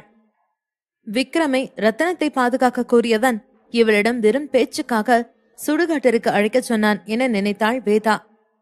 ஆனால் அவன் மெய்யாகவே எப்படி கூறுவான் என்று அவள் எதிர்பார்த்திருக்கவில்லை. இத்தனை பேர் முன்பு வெறும் 3 மட்டுமே வந்திருக்கையில் தாம் தான் இன்று சுடுகாட்டிற்கு செல்வோம் என்று நினைத்தாள். ஆனால் சரவணன் அவளை அழுத்தமாய் பார்க்க வேறு வழியில்லாமல் சுடுகாட்டிற்கு அழைத்தாள். அவர்களிடம் பேசியவள் சரவணன் பக்கம் திரும்பி, நான் அவங்க கிட்ட பேசிட்டேன். அவங்க வழக்கமா ஒரு நாளைக்கு 3 வேளை வேலை பார்ப்பாங்களாம். எவ்வளவு நேரம் வரைக்கும் ஓவர் டைம் பார்க்கணும்னு கேட்டாங்க என்று கேட்டாள் வேதா. சரவணன் கண்ணிற்கு ராயர் குடும்பத்தை சேர்ந்தவர்கள் எல்லோருமே பெரும் முட்டாளாக தெரிந்தார்கள். அவன் ஒருவரையும் ஒரு பொருளாக கூட மதிக்கவில்லை. வழக்கமா அவங்க எவ்வளவு நேரம் வரைக்கும் வேலை பார்ப்பாங்களா என்று சரவணன் கேட்க வேதா பேச்சிட்டு நின்றவள் அடுத்த நொடியே அந்த வேலையாட்களிடம் கேட்டாள். அவர்களோ குழப்பத்துடனே அவள் கேட்ட கேள்விக்கு பதிலளித்தார்கள். யாராவது இத்தனை பேரை ஒரே நாளில் எரிக்க வருவார்களா என நினைத்தார்கள். அவர்கள் கூறியதை சரவணனிடம் கூறிட சிகரெட்டை இழுத்து விட்டான் சரவணா. சரி, அப்ப எல்லாத்தையுமே சீக்கிரம் ரெடி பண்ணி வைக்க சொல்லு. வண்டியா ஆளுங்க வருவாங்க. எல்லாரையும் எலக்ட்ரிக்கல்ல எரிக்க சொல்லிடு என்று சரவணன் கூற வேதா என்ன பதில் சொல்வது என தெரியாமல் நின்று கொண்டிருந்தாள். ஆனால் அவன் பேசி முடித்த அடுத்த நொடியே டப் என்று சத்தம் கேட்டது. மூர்த்தியின் தலை வெடித்து சிதறியது. தரையில் பொத்தென்று விழுந்த மூர்த்தியை ஜெகநாதன், மாணிக்கம், பரதன் என 3 அதிர்ச்சியுடன் பார்த்தார்கள். வேதா சிலை போல உறைந்தாள். நிறைய பேரை அவளும் கொன்றிருக்கிறாள்தான். ஆனால் கண்முன்னே ஒருவர் தலை வெடித்து சாவதை இப்போதுதான் பார்க்கிறாள். கண்ணிமைக்கும் நேரத்தில் நிகழ்வு நடந்தது. அது ஸ்னைப்பர் கன். என்ன நடக்கிறது என்று ராயர் குடும்பத்தினர்கள் பயத்துடன் சுற்றியும் முற்றியும் பார்த்தார்கள். வெளியே 1 கிலோமீட்டர் தொலைவில் வரை ராயர் குடும்பத்தினர்கள் தான் இருக்கிறார்கள். அப்படி இருக்கையில் யார் அவர்களை சுற்றிருக்க முடியும் என்று குழம்பினார்கள். வாய்ப்பே இல்ல என்று பெரிதாய் அதிர்ந்தார் ஜெகநாதன். ஒரே நொடியில் அவரது 2வது மகன் இறந்து விட்டான். தன் இடத்திற்கே வந்து தன் மகனை கொன்றிருக்கிறானே, யாராக இருக்கும் என பெரியதாய் திகைத்தார். ஜெகநாதனின் இதயம் வெடிப்பது போல் வேகமாய் துடித்தது. உன்னால எப்படி இது பண்ண முடிஞ்சு என்று அதிர்ச்சியுடன் சரவணனை பார்த்து கேட்டார் ஜெகநாதன். வேதா அதே இடத்தில் வேறொன்றி நின்றாள். சரவணா வெறுமனை கையை சொடக்கிட்டான்.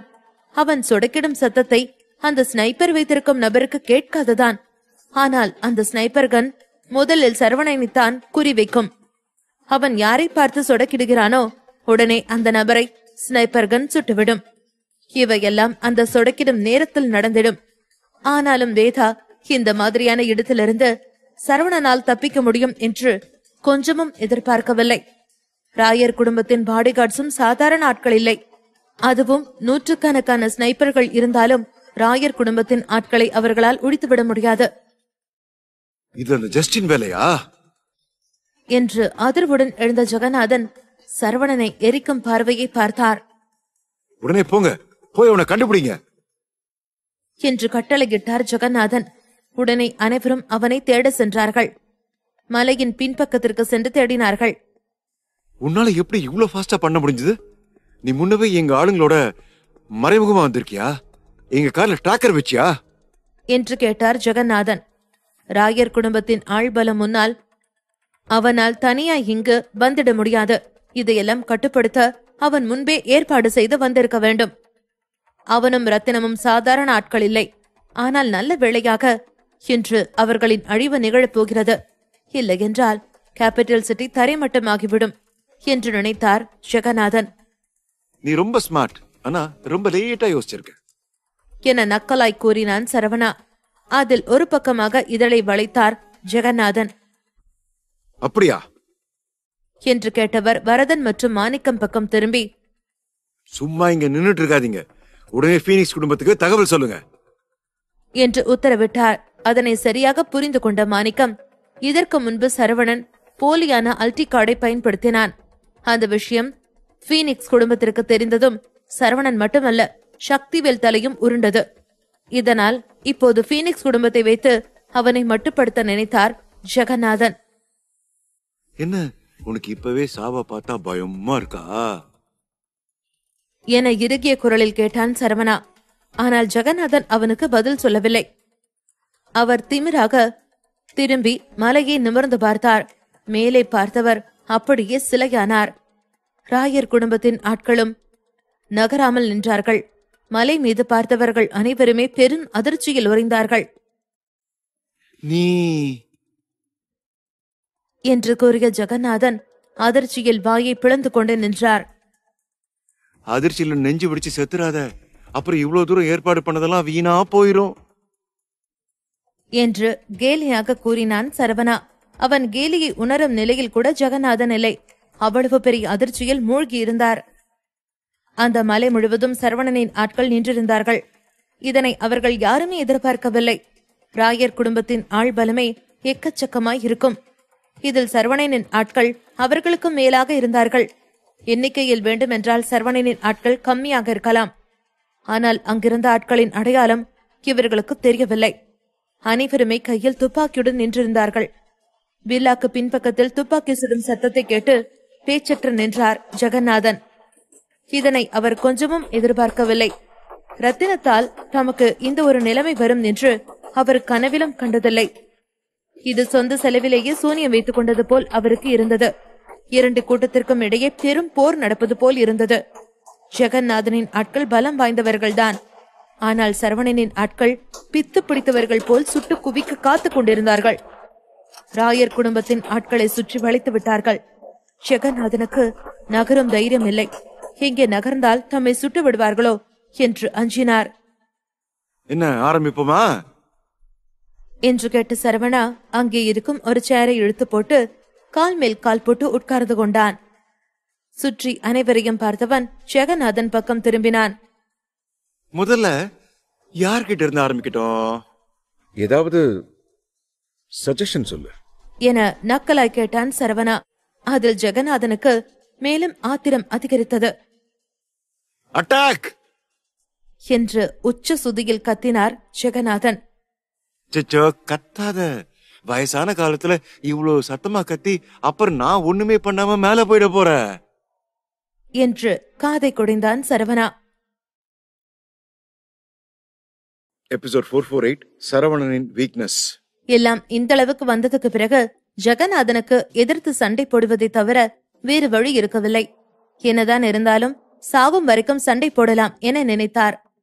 ஆர்டர் வந்ததும் அவரது காட்ஸும் கூட உயிரை கொடுத்தாவது சண்டை போட ரெடியாகத்தான் இருந்தார்கள். ஜெகநாதன் சரவணன் சிச்சுவேஷனை கண்ட்ரோலில் எடுத்துக் கொண்டு விடுவான் என்று நினைத்திருக்கவில்லை. அவருக்கு அவரது ஆட்களும் ஒன்றும் சளைத்தவர்கள் இல்லை என்று ஒரு நம்பிக்கை இருந்தது. ஏய், என்ன கன் இருக்குன்னு சொல்லி சீன் காட்டுறியா? ஓக்சியாவில் ஆயுதம் யூஸ் பண்றது குத்தம்னு உனக்கு தெரியாது என்று கேட்டார் ஜெகநாதன். அதை கேட்டதும் லேசாக புன்னகைத்த சரவணன், நான் ராயர் ஃபேமிலிக்கு வந்திருந்தப்போ ஏன் எதுவும் பண்ணாம இருந்தேன்னு சொல்லி தெரியுமா என்று கேட்டான். எதுக்காகவோ இருக்கும். அப்ப அது அவனோட காடு பொய்யா இருந்ததால இல்லையா என்று யோசித்தார் ஜெகநாதன். அப்போது சரவணனே, சரி விடுங்க, இன்னும் கொஞ்ச நேரத்துல சாகதானே போறீங்க, இப்ப எதுக்கு உங்களுக்கு இந்த ரிவீல் எல்லாம்? ஜெகநாதனுக்கு அதை கேட்டதும் ரத்தம் கொதித்தது. சரவணன் அது எதை பற்றியும் அலற்றிக் கொள்ளவில்லை. பின் அழகாக சேரில் சாய்ந்து கொண்டு போனை எடுத்து பார்த்தான். ஆனால் சிக்னல் இருக்கவில்லை. அதை பார்த்ததும் கொஞ்சம் எட்டி சண்டை நடக்கும் இடத்தை பார்த்தான். எப்படி மிகவும் மூர்க்கத்தனமாக நடந்து கொண்டிருக்கும் என்று அவனுக்கு தெரியும். அதே போலதான் இருந்தது. அதே நேரத்தில் சரவணனின் ஆட்கள் தான் அதிக சக்தி உடையவர்களாக இருந்தார்கள். அதை பார்த்ததும் மீண்டும் ஒருமுறை லேசாக புன்னகைத்துக் கொண்டான். அமிர்தாவுக்கு தான் நடப்பதை பார்த்தும் இன்னும் குழப்பமாகவே இருந்தது. இது எப்படி சாத்தியமாகும் என்று அதிர்ச்சியுடன் கேட்டார். ராயர் ஃபேமிலியின் கார்ட்ஸ் தம் எஜமானுக்கு மிகவும் நேர்மையாக இருப்பவர்கள். எல்லோரும் டாப் லெவல் பாடி கார்ட்ஸ். அது மட்டும் இல்லாமல் அதில் இருக்கும் பலர் சமூகத்தில் மிக நல்ல அந்தஸ்தில் இருப்பவர்கள். அப்படி இருக்கும்போது இப்படியான ஒரு நல்ல படை சரவணனின் படைக்கு முன்னால் பின்வாங்குகிறதா? ஜெகநாதனும் கூட மொத்தமாக ஆடி போயிருந்தார். சரவணனின் படையை பார்க்கும் போதே அது எந்த அளவிற்கு சக்தி வாய்ந்தது என்று தெரிந்து கொள்ள முடியுமாக இருந்தது. அதை பார்க்கும்போது இப்படியான ஒரு படை எப்போது ஜோஷ்டோனுக்கு வந்தது? அது எப்படி சரவணனுக்கு சொந்தமானது என்றுதான் யோசனையாக இருந்தது. ஜெகநாதன் சரவணனை கொலை வெறியுடன் பார்த்து கொண்டிருந்தார். அவருக்கு இதில் எந்த ஒரு காரணம் கொண்டும் தோற்று போக கூடாது என்ற ஒரு எண்ணம் எழுந்தது. பல வருடங்களாக கஷ்டப்பட்டு உருவாக்கிய சாம்ராஜ்யம் இது. ராயர் ஃபேமிலி மட்டும் தோற்றுவிடக்கூடாது. அவர்கள் தோற்றுவிட்டால் மொத்த கேபிட்டல் சிட்டியும் முடிந்துவிடும். இதில் தோற்று போவது ராயர் ஃபேமிலியின் தடத்தையே அழித்துவிடும் என்று அவருக்கு தெரியும். சரவணனை முறைத்து பார்த்தவர், ஏன் கூட சண்டை போடுறா என்று கத்தினார். 70 வயதாக இருந்தாலும் கூட அவரது உடல் இப்போதும் முறுக்கேறி இருந்தது. அவர் சொன்னதை கேட்டதும் அமிர்தா பதட்டத்துடன் அப்பா என்று கத்தினார். ஜெகநாதன் உடனே அவரது இடுப்பிலிருந்த ஒரு கீயை எடுத்து அமிர்தாவை நோக்கி வீசினார். நீ இங்க இருந்து போயிடு. நல்ல சிக்னல் இருக்கிற ஒரு இடத்துக்கு போ. இவ இங்க பண்ணிட்டு இருக்கிறத பீனிக்ஸ் ஃபேமிலி கிட்ட சொல்லிடு. அந்த போலி அல்டி கார்டு வச்சுட்டு நம்ம எல்லாரும் ஏமாத்தினால கண்டிப்பா அவங்க அவனை சும்மா விட மாட்டாங்க என்று கத்தி சொன்னார். அவர் சொன்னதை கேட்டதும் அமிர்தா வேறு எதையும் யோசித்துக் கொண்டிருக்காமல் உடனே கீயை எடுத்துக்கொண்டு ஓடினார். சரவணனின் ஆட்கள் மலையின் உச்சியில் இருந்தார்கள். ஆனால் கோர்ட் யார்டில் 3 பேர்தான் இருந்தார்கள். ரத்தினத்தை பாதுகாப்பதற்காக சரவணன் அருகிலேயே நின்றிருந்தான். அமிர்தா ஓடும்போது ஒரு தடவை ரத்தினத்தை திரும்பி பார்த்தார். ஆனால் அவரது கண்ணில் எந்தவித உணர்ச்சியும் பார்க்க முடியவில்லை. அவருக்கும் யாரை எதிர்த்தாவது ராயர் ஃபேமிலியை ஜெயிக்க வைத்தால் போதும் என்ற மனப்பாங்குதான் இருந்தது. அதில் எந்த ஒரு மாற்று கருத்தும் இல்லை. அமிர்தா வேகமாக ஓடிப்போய் காரில் ஏறி சிக்னல் இருக்கும் இடத்தை தேடிச் சென்றார். அமிர்தாவின் கைகள் இன்னும் நடுங்கிக் கொண்டுதான் இருந்தது. அவருக்கு தெரியும் அவர் இருக்கும் தூரத்தை ஸ்னைப்பரினால் ஈஸியாக கண்டுபிடித்து விடலாம் என்று. அப்படி கண்டுபிடித்து விட்டால் அடுத்த நொடியை சாவுதான். அதனால் இப்போது கிடைத்திருக்கும் ஒவ்வொரு நொடியையும் முழுதாக பயன்படுத்திக் கொள்ள வேண்டும் என்று நினைத்தார். கொஞ்சம் சிக்னல் கிடைக்கும் ஒரு இடம் கிடைத்ததும் உடனே கால் செய்தார். ஹலோ, இது பீனிக்ஸ் ஃபேமிலி தானே? நான் ஜோஷ் டவுன்ல இருந்து அமிர்தா பேசுறேன். என்னோட அப்பா ஜெகநாதன் தான் உங்களுக்கு கால் பண்ண சொன்னாரு. அவர் ஒரு என்றவர் அவரது அடையாளத்தை சொன்னார். என்னதான் அந்த அடையாளம் மிகவும் மரியாதைக்குரியதாக இருந்தாலும் கூட எதிர்த்தரப்பில் இருப்போர் அதற்கான மரியாதையை கொடுக்க மாட்டார்களோ என்ற ஒரு பயத்திலேதான் இருந்தார் அமிர்தா. அடுத்து இன்னும் ஒரு அடையாளத்தை பற்றியும் சொன்னார். அவருக்கு அந்த அடையாளம்தான் மிக முக்கியமானது. 13 வருடங்களுக்கு முன்னாடி ரத்தினத்தை விரட்டி அடிப்பதற்காக அமிர்தா தான் ராயர் ஃபேமிலிக்கு அந்த மோசமான வேலையை செய்ய சொல்லி சொன்னதே. இப்போதும் கூட ரத்தினத்தின் மனதில் அவர் இருந்தாலும் கூட அவர் ரத்தினத்தை திருமணம் செய்ய போவதில்லை. அவரது எதிர்காலமே ரத்தினத்தின் சாவில் தான் இருக்கிறது. அமிர்தா சொன்னதை கேட்டதும் காலை அட்டன் பண்ணிய ஹோக்ஸியாவின் பிரசிடென்ட், ஓ நீங்களா என்று வியப்புடன் கேட்டார். அவரது தொனியை கேட்டதும் தான் அமிர்தாவிற்கு கொஞ்சம் நிம்மதியாக இருந்தது. அது மட்டுமில்லாமல் அவர்தான் ஹோக்ஸியாவின் பிரசிடென்ட். அதனால் அமிர்தாவும் மிக மரியாதையுடன் தான் பேசியாக வேண்டும். என்ன ப்ராப்ளம் மேடம் என்று கேட்டார் பிரசிடென்ட். அதை கேட்டதும் அமிர்தா நேராக விஷயத்துக்கு வந்தார். ஒருத்தர் பீனிக்ஸ் ஃபேமிலியோட அல்டி கார்டு டூப்ளிகேட் பண்ணி யூஸ் பண்ணினா என்ன ஆகும்? அது கேபிட்டல் ஆஃபென்ஸ். அப்போ சரவணன் உங்கள் தானே?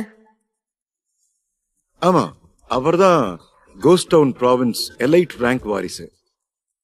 அப்படின்னா ஒரு வாரிசு எங்களை அந்த சுப்பீரியர் ரேங்க் அல்டி கார்டை வச்சு மிரட்டி இருக்காரு. ஓகே மேடம், நாங்க அது என்னன்னு சீக்கிரமாவே பாக்குறோம் என்று உடனே பதில் சொன்னார் பிரசிடென்ட். ரொம்ப நல்லது. நாங்க இப்ப புர்பா மலையோட அடிவாரத்துல இருக்கோம். நீங்க உடனே வரணும். இல்லனா இன்னைக்கு சரவணன் பண்ணின காரியத்துக்கு உங்க மொத்த ஃபேமிலியும் பதில் சொல்ல வேண்டி வரும். சரி, ஓகே. இன்னும் 20 நிமிஷத்துல அங்க இருப்போம். காலை பேசி முடித்ததும் அமிர்தாவிற்கு மேல் மூச்சு கீழ் மூச்சு வாங்கியது. இதுவரைக்கும் உயிரை கையில் பிடித்துக் கொண்டு இருந்தது போல இருந்தது. ஆனாலும் எப்படியோ இப்போது அவனது கொட்டத்தை அடக்க ஒரு வழி கண்டுபிடித்தாகிவிட்டது என நினைக்கும் போது நிம்மதியாக இருந்தது. உடனே காரை எடுத்துக்கொண்டு திரும்பி போனார். அப்போதும் கூட சரவணனும் ஜெகநாதனும் முட்டிக்கொண்டுதான் இருந்தார்கள். மலையை பார்க்கும்போது யாரு வெற்றியாளர் என ஈஸியாக தெரிந்து கொள்ள முடியுமாக இருந்தது. ராயர் ஃபேமிலியின் கார்ட்ஸ் மிக மோசமாக தோற்றுக் கொண்டிருந்தார்கள். அமிர்தா உடனே ஜெகநாதனுக்கு பக்கத்தில் வந்து நடந்ததை சொன்னார். அதை கேட்டதும் ஜெகநாதனும் தலையை ஆட்டிவிட்டு குட் என்றார். அவரது கண்ணில் இப்போதுதான் கொஞ்சம் உயிர் வந்தது போல இருந்தது. அவர் சரவணனை பார்த்து, சரவணா, நீ ஒரு அரக்கண்டா. நீ உன்னை பத்தி பெருசா நினைச்சிட்டு இருக்கல்ல. இன்னைக்கு பாரு, உன்னை கொன்னு அடுத்தவனுக்கு பாடமாக்க போறேன் என்று சொன்னார். சரவணனுக்கு அவரது திடீர் உத்வேகத்திற்கு என்ன காரணம் என்பது புரியவில்லை. ஓஹோ, அப்படியா? ரொம்ப நல்லது. நான் உனக்கு ராயர் ஃபேமிலி கிட்ட வச்சு என்ன சொன்னு மறந்துருச்சா? சரவணன் ஜெகநாதன் ரத்தினத்திற்கு ஏதாவது செய்தால் கண்டிப்பாக எல்லாரையும் கொன்று விடுவேன் என்று சொல்லியிருந்தான். அதை கேட்டதும் ஜெகநாதன், ஓ, உன்னோட இந்த வாயும் தைரியமும் பீனிக்ஸ் ஃபேமிலி வரப்பவும் இருந்தா நல்லாதான் இருக்கும் என்றார். அதற்கு சரவணன் லேசாக புன்னகைத்துவிட்டு மலையை பார்த்து சொடக்கு போட்டான். அதை அவதானித்ததும் அவனது படை தாக்குதலை நிறுத்தினார்கள். அதை பார்த்ததும் ஜெகநாதன் குழம்பினார். அவரது குழப்பத்தை ரசித்த சரவணன், நீங்க என்ன சமாளிக்க ஒரு வழி இருக்குன்னு சொல்லி நினைக்கிறீங்க தானே? சரி, அதனால நான் உங்களுக்கு கொஞ்சம் டைம் தரேன். நானும் என்னதான் நடக்குதுன்னு சொல்லி பாக்குறேன் என்று சொன்னான். அதே நேரத்தில் வானத்தில் ஒரு சத்தம் கேட்க ஹெலிகாப்டர் ஒன்று வந்து கொண்டிருந்தது. அதற்குள் பீனிக்ஸ் ஃபேமிலியின் ஆள் ஒருத்தர் இருந்தார். அவர் வந்த ஹெலிகாப்டர் நேராக வில்லாவிற்கு பக்கத்தில் நிறுத்தப்பட்டது. அதை பார்த்ததும் ஜெகநாதன் ஒரு பெருமூச்சு விட்டார். ஹெலிகாப்டரில் பீனிக்ஸ் ஃபேமிலியின் மார்க்கும் இருந்தது. அதை பார்த்ததும் வேதா வாயில் கையை வைத்தாள். உடனே ஷாக்குடன் சரவணனை பார்த்தாள். பின் மனதிற்குள், இது என்னோட ஃபேமிலி ஆளுகுதானே, போச்சு அவ்வளோதான் என்று சொல்லிக் கொண்டாள். வேதா ஸ்போர்ட்ஸ் ஏரியாவில் இருக்கும்போது சரவணன் ஒரு சாதாரண ஆள் இல்லை என்பதை புரிந்து கொண்டாள். என்னதான் வேதாவிற்கும் சரவணனுக்கும் இடையில் ஒத்துப்போகாமல் இருந்தாலும் வேதாவின் மனதில் சரவணனுக்கென்று ஒரு மரியாதை இருக்கத்தான் செய்தது. ஆனால் இப்போது அவனது அடையாளம் வெளிப்பட்டதும் அவளால் ஆச்சரியப்படாமல் இருக்க முடியவில்லை. பீனிக்ஸ் ஃபேமிலியிலிருந்து ஆட்கள் வந்திருப்பதை பார்த்ததும் ஜெகநாதன் உடனே அவரது ஃபேமிலியை பார்த்து, அவங்களுக்கு வணக்கம் சொல்லுங்க என்றார். அவர் மனதிற்குள், கொஞ்ச நேரத்துக்கு முன்னாடி வரைக்கும் நீயும் ரத்னமும் என்ன ஆட்டம் போட்டீங்க, இப்ப பாக்கலாம். அதான் பீனிக்ஸ் ஃபேமிலி வந்துட்டாங்கல்ல, இனிமே பாப்போம் என்று நினைத்துக் கொண்டார். எபிசோட் 449 இனி கைதான் பேசும். வில்லாவில் நின்ற ஹெலிகாப்டரின் கதவு திறந்து கொண்டது. அதிலிருந்து ஒரு இளைஞன் இறங்கினான். சரவணன் அவனை உற்று பார்த்தான். அவனுக்கு அந்த இளைஞனை தெரிந்திருக்கவில்லை. ஆனால் இவ்வளவு சீக்கிரமாக வந்திருக்கிறான் என்றால் அவன் ஜோஷ்டோனில்தான் இருந்திருக்க வேண்டும். எப்போதிலிருந்து பீனிக்ஸ் ஃபேமிலிக்குள் ஜோஷ்டோனில் இருந்த ஆட்கள் வந்தார்கள் என்று யோசித்தான். சரவணன் இன்று அவனோடு ஜோயை கூட்டிக் கொண்டு வந்திருக்கவில்லை. அதனால் அவனுக்கு ஜோஷ்டவுனில் சிச்சுவேஷன் இப்போது எப்படி இருக்கிறது என்று சரியாக தெரிந்து கொள்ள முடியாமல் இருந்தது. சரவணனுக்கு பீனிக்ஸ் ஃபேமிலிக்கு ஜோஷ்டவுன் இப்பொழுதும் ஒரு ஸ்ட்ராட்டஜிக் பிளேஸாக இருப்பது மட்டுமே தெரியும். அவர்களுக்கு இங்கே வந்து கண்ட்ரோல் எடுக்க வேண்டும் என்ற ஒரு எண்ணம் இருந்தது. ஆனாலும் அவர்களுக்கு அதற்கான தைரியம் கொஞ்சம் குறைவாகத்தான் இருந்தது. ஏனென்றால் வந்தால் கண்ட்ரோலை எடுத்தே ஆக வேண்டும். இல்லை மிஸ் ஆனால் ஹோக்ஸியாவின் எதிரியாகி விடுவார்கள். ஹெலிகாப்டரில் இருந்து இறங்கியவன் தனது சூட்டை சரி செய்துவிட்டு நேராக ராயர் ஃபேமிலியை நோக்கி வந்தான்.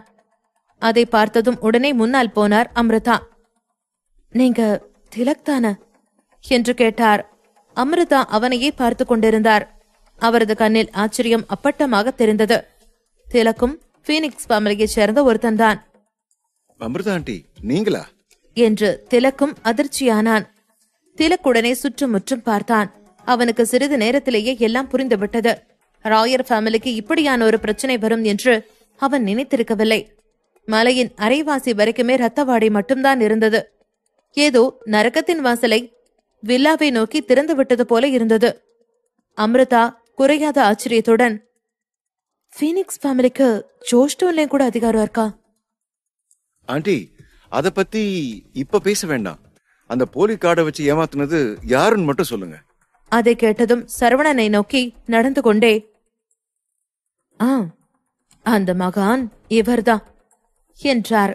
அவரது மனதிற்குள், என்னடா இவ்வளவு நேரம் நீதான் பெரிய இவன்னு சொல்லிட்டு இருந்தல்ல, இப்ப உன்னையே விழுங்கக்கூடிய ஒருத்தன் வந்திருக்கான். இப்ப என்ன பண்ண போறேன்னு நானும் பாக்குறேன் என்று சொல்லிக் கொண்டார். 2 பேரின் ரேங்கும் சமமாகத்தான் இருந்தது. ஆனால் ஸ்ட்ரென்த்தை தான் பார்க்க வேண்டியிருந்தது. திலக் சரவணனை பார்த்துவிட்டு, ஓ ஓகே என்றான். பின் அவனை நோக்கி நடந்தான். அவனை பார்த்து உதட்டை ஒரு பக்கமாக வளைத்தவன், நீதானா அது என்று கேட்டான். சரவணனுக்கு திலக்கை தெரியாது.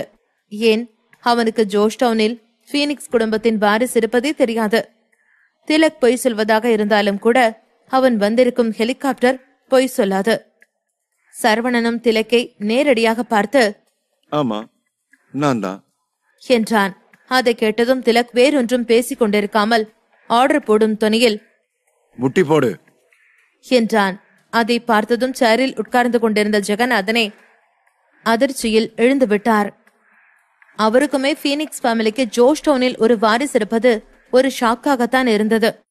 இது மட்டும் ஆல்ரெடி தெரிந்திருந்தால் எப்போது அவனை கூப்பிட்டு சரவணனை அடக்கியிருப்பார். சரவணன் அவனது காதுக்கு பின்னால் கையை வைத்து, என்ன சொன்னீங்க என்று கேட்டான். அதை பார்த்ததும் திலக் நெற்றியை சுருக்கி சரவணனை பார்த்தான். அவனது கண்ணில் ஒரு கொலை வெறி தெரிந்தது. ஏன், உனக்கு காது கேட்காதா என்று கேட்டான். 2 பேரும் ஒருவரை ஒருவர் பார்த்ததுமே பகைத்துக் கொண்டு விட்டார்கள். சரவணன் எங்கிருந்தோ வந்து ஒருத்தன் திடீரென்று இப்படி சொல்வான் என கொஞ்சமும் எதிர்பார்த்திருக்கவில்லை. ஆனால் இப்போது ஜோர்ஜ் டவுனை கண்ட்ரோலில் எடுத்திருக்கிறான். சரவணனும் திலக்கும் சண்டை போட போவது போல இருப்பதை பார்த்ததும் அமிர்தாவிற்கு மிகவும் குஷியாக இருந்தது. பின் மெதுவாக ரத்தினத்தை பார்த்தார். அவரது பார்வையில், என்ன ரத்னம், நீதான் ரொம்ப பெரிய பவர்ஃபுல்லானவனாச்சே. நீ எல்லாத்தையும் கணக்கு போட்டு வச்சிருந்தல்ல, ஆனா அதுல எதுவுமே சரியில்லை. ஒன்னொன்னா தப்பாயிட்டே போறத நீ பார்க்கத்தான் போற என்று சொல்வது போல அர்த்தம் தெரிந்தது. அமிர்தா அடுத்த திலக்கை பார்த்து, திலக், அவ அந்த கார்டை யூஸ் பண்ணினது மட்டும் இல்லாம எங்க எல்லாரையும் முட்டி போடவும் வச்சான். பீனிக்ஸ் ஃபேமிலி எதுக்கு எப்படி டீல் பண்ணுவாங்கன்னு சொல்லி எனக்கு சரியா தெரியாது. ஆனா எனக்கு தெரிஞ்ச வரைக்கும் அவங்க கொடுத்த வாக்க காப்பாத்துவாங்க. என்னைக்கும் அவங்களோட மரியாதையை விட்டு கொடுக்க மாட்டாங்க. அதனால இவன் ஒருத்த மொத்த பீனிக்ஸ் ஃபேமிலியோட மரியாதையை கெடுக்க அனுமதிக்காதீங்க என்று சொன்னார். அதை கேட்கும்போது ரத்தினத்திற்குத்தான் அதிகமாக வலித்தது. இதற்கு முன் எல்லாம் அவரது கண் பார்த்து கொண்டிருந்த அமிர்தாவிற்கும் இப்போது அவரது கண்ணுக்கு முன்னாடி நின்று கொண்டிருக்கும் அமிர்தாவிற்கும் நிறைய வித்தியாசம் இருந்தது. வித்தியாசம் என்பதை விட இரண்டுமே மொத்தமாக வேறாகத்தான் இருந்தது. அமிர்தா சொன்னதை கேட்டதும் திலக் தலையை ஆட்டிவிட்டு சரவணனை பார்த்து, அந்த ஃபேக் அல்டி கார்டை கொடு என்று சொன்னான். அவனது தோற்றமும் துணியும் பாவனையும் எல்லாமே மிக பவர்ஃபுல்லாக இருந்தது. ராயர் ஃபேமிலிக்கு அதை பார்க்கும்போது சரவணன் பேட் என்றால் திலக் அவனது டேடாக இருப்பான் என்றுதான் தோன்றியது. அவர்களுக்கு இப்போதுதான் கொஞ்சம் கொஞ்சமாக நம்பிக்கை பூத்தது. சரவணன் எதுவும் சொல்லாமல் செய்யாமல் அமைதியாக இருந்தான். அதை பார்த்த திலக்கிற்கு இன்னும் கடுப்பாக இருந்தது. டேய், உனக்கு என்னதான ப்ராப்ளம்? நீ ஒரு ஃபேக் கார்டை வச்சு அத்தனை அலப்பறை பண்ணியிருக்க, ஆனா அதை வெளியெடுக்க இவ்ளோ தயங்குற. உனக்கே தெரியும், பீனிக்ஸ் ஃபேமிலிக்குள்ள கொஞ்சம் லிமிட்டான அளவு கார்டு தான் இருக்கும். யார் யாருக்கெல்லாம் பீனிக்ஸ் ஃபேமிலியோட தலையெழுத்த தீர்மானிக்கிற தகுதி இருக்கோ அவங்க கிட்ட மட்டும்தான் இருக்கும். அப்படி இருக்கும்போது நீ அதே கார்டை ஃபேக்கா யூஸ் பண்ணி உனக்கு எதிரா நீயே குழிய தோண்டிக்கிட்டு இருந்திருக்க. அப்போதும் சரவணா ஒன்றுமே சொல்லவில்லை. அவனுக்கு பேச ஒன்றுமே இல்லை என்று இல்லை. அவனை பொறுத்த வரைக்கும் திலக்குக்கு அவனிடம் பேசக்கூடிய தகுதி இல்லை, அவ்வளவுதான். அமிர்தா உடனே சரவணனை முறைத்து பார்த்துவிட்டு திலக்கிடம், திலக், அவன் உன்னை தரக்குறவா பாக்குறான் என்று சொன்னார். திலக் அதை கேட்டதும் கையை இறுக்கி பொத்திக் கொண்டான். அமைதியா இருந்துட்டா எல்லாம் சரியாடுமா? உன்ன மாதிரி ஒரு முட்டாள் எப்படிதான் பீனிக்ஸ் ஃபேமிலியில இருக்கானோ தெரியல. நீ எலைட் ரேங்க் ஹேர் பொசிஷனை வேற அச்சீவ் பண்ணியிருக்க. ஒரு ஆம்பளையா, அதுவும் முக்கியமா ஒரு பிசினஸ் மேனா நீ நல்லா பேசக்கூடியவனா இருக்கணும்னு சொல்லி உனக்கு தெரியாதா? ஒரு ஃபேக் கார்டை யூஸ் பண்ணி இத்தனை பேரை ஏமாத்த உனக்கு தைரியம் இருக்கும்போது எதுக்கு பேசாம இருக்க? சின்ன புள்ளத்தனமா தெரியல உனக்கு. ஆனா கண்டிப்பா நீ வேணும்னே உன்னோட சாவை தேடிக்கிற என்று சொன்னான் திலக். சரிதான், அமைதியாக இருந்தால் எந்த ஒரு பிரச்சனையும் சரியாகாது. அதனால் சரவணன் அந்த அமைதியை கலைக்க நினைத்தான். திடீரென்று திலக்கை அறைந்துவிட்டு, ஒருத்தரோட கையால பிரச்சனையை தீர்க்க முடியும் போது எதுக்கு பேசிக்கிட்டு? ஒருத்தரை உன்னால அடிச்சு கொல்ல முடியும்னு இருக்கும்போது சும்மா கைய கால உடைச்சிட்டு விடக்கூடாது இல்லையா? அதான் என்னோட பாலிசி என்று சொன்னான் சரவணன். திலக் பெரும் அதிர்ச்சியில் இருந்தான். பீனிக்ஸ் ஃபேமிலியின் ஒரு நோபல் ஆள், ஜோஷ்டவுனின் ஒரு லீடர் என இருக்கும் ஒருத்தனை சரவணன் அறிந்து விட்டான். திலக்கின் பாடிகார்ட்ஸும் கூட பக்கத்தில் தான் இருந்தார்கள். ஒவ்வொருத்தரும் ஒவ்வொரு வேட்டை மிருகங்கள் போல இருந்தார்கள். சரவணன் தம் எஜமானை அடித்து விட்டதை பார்த்ததும் உடனே அவனை தாக்க பாய்ந்தார்கள். அதற்குள் சரவணன் மீண்டும் அவர்களை பார்த்து, என்ன, நான் உங்க மாஸ்டருக்கு ஒரு பாடம் சொல்லி கொடுத்தேன், அவ்வளவுதான். அதுக்கு எதுக்கு நீங்க எல்லாரும் நாய் கூட்டம் போல ஓடிட்டு வரீங்க? பொறுமை பொறுமை, அது வாழ்க்கையில ரொம்ப முக்கியம் என்று கையை ஆட்டிக்கொண்டே சொன்னான். அவன் அதை மிக அமைதியாக நிதானமாக சொன்னாலும் கூட அவனது தோனியில் இருந்த ஏதோ ஒன்று எல்லோரையும் பின்னால் போக வைத்தது. யாரும் ஒரு அடியேனும் முன்னாடி வைக்கவில்லை. அப்படியே வாயை மூடிக்கொண்டு நின்ற இடத்திலேயே நின்றார்கள். திலக்கிற்கு வாங்கிய அடி சுத்தத்தை கலங்க வைத்தது. அவன் கன்னத்தை யாரும் பார்க்காமல் தடவி கொடுத்துவிட்டு வாயை திறந்து மூடினான். அவனது கண்ணில் வெறுப்பு தெரிந்து கொண்டிருந்தது. அவனுக்கு சரவணன் கொடுத்த அடி அவன் வாங்கிய அடியாக தெரியவில்லை, பீனிக்ஸ் ஃபேமிலி வாங்கிய அடியாகத்தான் தெரிந்தது. திலக் சரவணனின் கண்ணை நேராக பார்த்து கொண்டே, எவ்வளவு தைரியம் இருந்திருந்தா என்னையவே அடிச்சிருப்ப என்று கேட்டான். அதற்கு சரவணனோ, அது ஒண்ணும் இல்ல, நாம 2 பேரும் ஒரே ஃபேமிலி இல்லையா, அதான் சும்மா ஜாலிக்காக தட்டினேன் என்று மிகவும் அசால்ட்டாக சொன்னான். அதை கேட்டதும் திலக் சத்தமாக சிரித்தான்.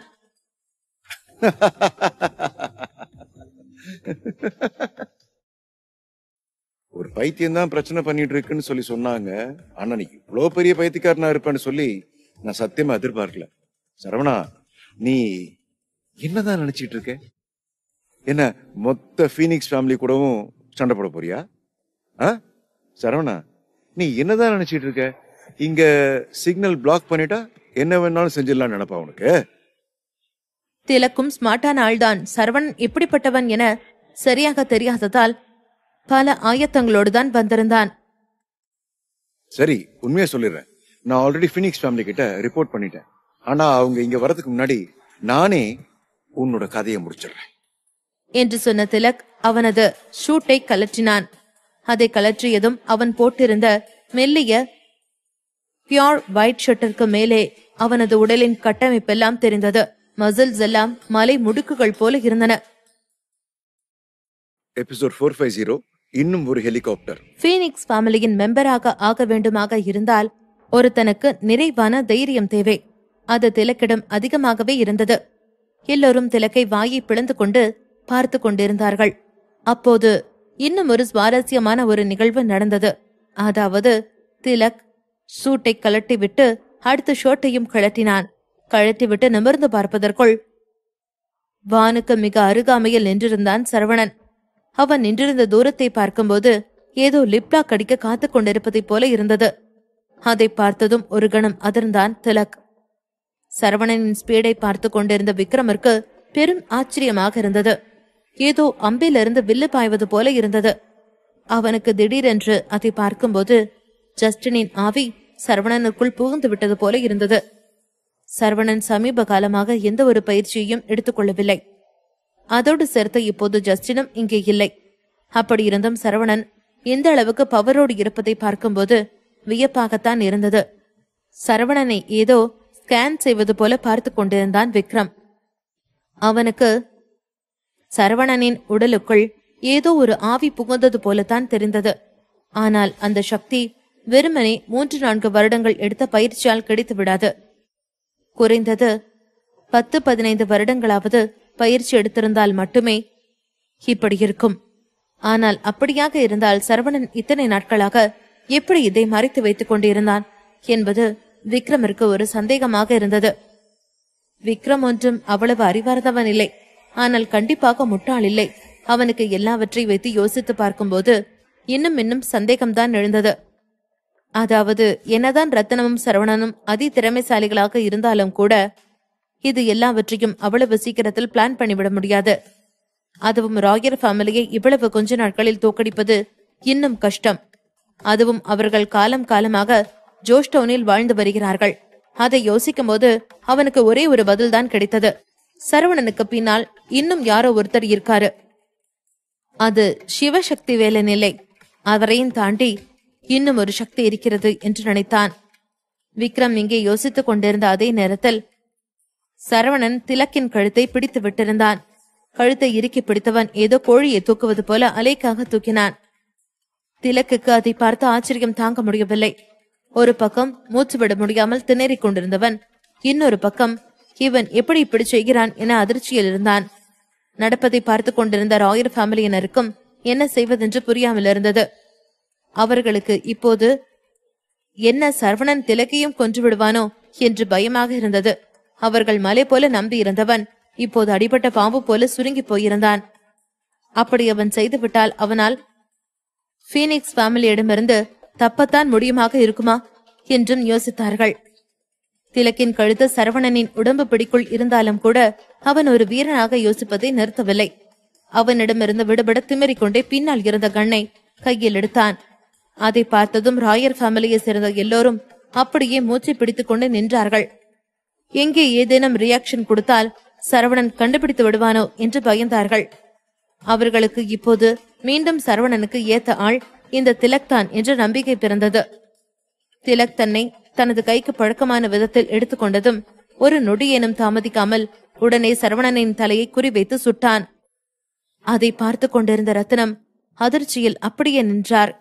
அவன் ட்ரிகரை அழுத்துவதை பார்த்த ரத்தினம் உரத்த குரலில் கத்தினார். வேதாவும் கூட உச்சக்கட்ட அதிர்ச்சியில் இருந்தாள்.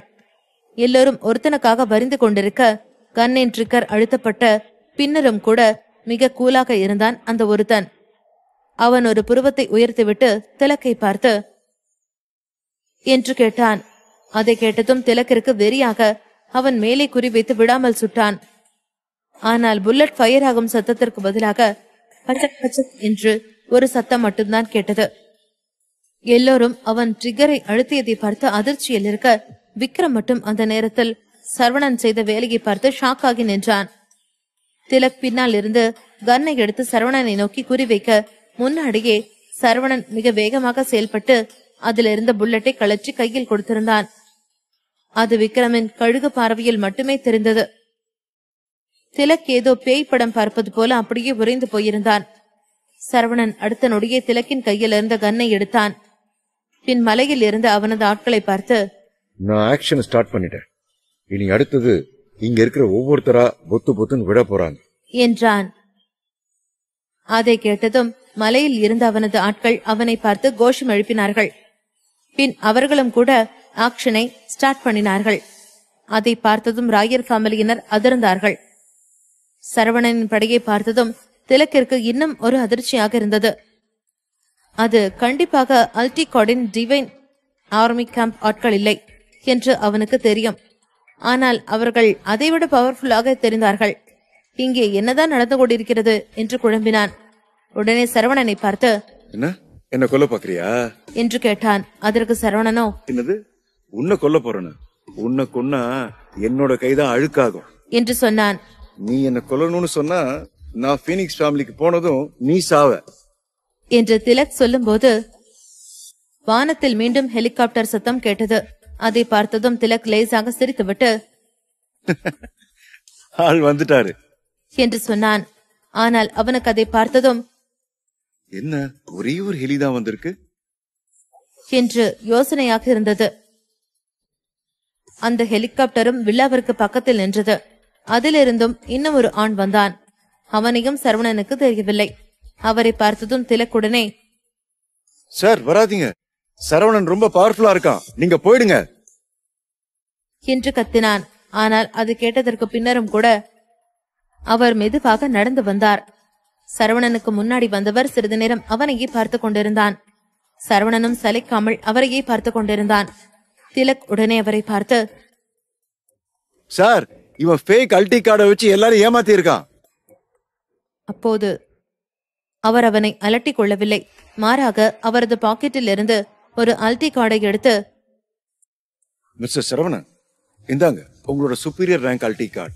தயவு செஞ்சு இதுக்கப்புறம் தொலைக்காதீங்க, தேடுறது ரொம்ப கஷ்டமா இருக்கு என்று மிகவும் கனிவாக சொன்னார். அதை கேட்டதும் அங்கே இருந்த எல்லோருக்கும் நெஞ்சு வெடிக்காத குறைதான்.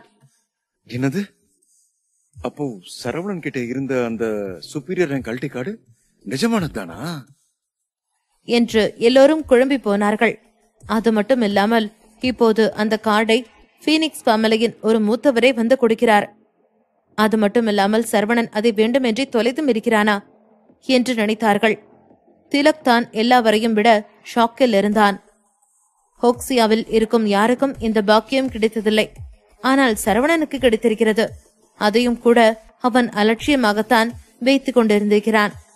சரவணன் இப்போதும் கூட அந்த கார்டை ஏதோ விசிட்டிங் கார்டை பார்ப்பது போலத்தான் பார்த்து கொண்டிருந்தான். ஆனால் அந்த பெரியவரின் நல்ல மனதிற்காக அதை ஏற்றுக்கொண்டான். திலக்கிற்கு அதை பார்க்கும்போது உடம்பெல்லாம் நடுக்கம் ஏற்பட்டது. அவன் சரவணனை நோக்கி, உனக்கு எப்படி இந்த கார்டு என்றெல்லாம் கேள்வி எழுப்பவில்லை. அவனுக்கு இப்போது எந்த ஒரு காரணத்துக்காகவும் சரவணனை சீண்டிவிடக்கூடாது என்ற ஒரு எண்ணம் மட்டும்தான் இருந்தது. ஜோர்ஜ் டவுனில் இருக்கும் பீனிக்ஸ் ஃபேமிலி கூட அவனை வம்பிழுக்க போமாட்டார்கள். எல்லோரும் அவனுக்கு செங்கம்பளம் தான் விரிப்பார்கள். அப்போது அந்த பெரியவர், மிஸ்டர் சரவணா, திலக் ஏதோ தெரியாம யாரோ ஒருத்தரோட பேச்சு கிழப்பி பண்ணிட்டான். நீங்க அவனுக்கு ஏதாவது ஒரு தண்டனை கொடுக்க நினைச்சா கொடுங்க. ஆனா அவனை போக விட்டுருங்க. நான் அவனை பாத்துக்கிறேன்.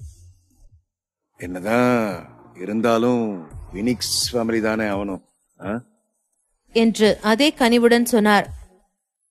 இல்ல, நான் கொஞ்ச நேரத்துக்கு முன்னாடிதான் இங்க இருக்கிற எல்லாரையும் போடுவேன்னு சொல்லி சொன்னேன் என்றான் சரவணன். சரவணனின் மிடுக்கை பார்க்கும்போது அவருக்கு கொஞ்சம் பெருமிதமாகத்தான் இருந்தது. இல்ல மிஸ்டர் சரவணா, நான் பாத்துக்கிறேன். அவன் இங்க நடந்த எதை பத்தியும் யார்கிட்டயும் வாயே திறக்க மாட்டான் என்று சொல்லிவிட்டு திலக்குக்கு கண் காட்டினார். உடனே திலக்கும், ஆமா, நான் யார்கிட்டயும் சொல்ல மாட்டேன். அப்படி சொன்னேன்னு சொல்லி கேள்விப்பட்டா நீயே எனக்கு கொன்னுடு. ஆனா சத்தியமா நான் ஒரு வார்த்தை கூட சொல்ல மாட்டேன் என்றான். ஏனோ சரவணனுக்கு திலக்குக்காக திலக்கை விடுவதை விட பக்கத்தில் இருந்தவருக்காக அவனை விட வேண்டும் போல இருந்தது. சரி, விடுறேன். ஆனா உன்னோட வாயில இருந்து ஏதாவது ஒரு வார்த்தை வெளியே வந்துச்சு, அடுத்தது நீ மயானத்துல தான் இருப்ப. அத ஞாபகத்துல வச்சுக்க. நீ மட்டும் இல்ல, உன்னோட ஃபேமிலி மொத்தமா போயிடும். சரவணன் சொன்னதை கேட்டதும் பெரியவர் நன்றி சொன்னார்.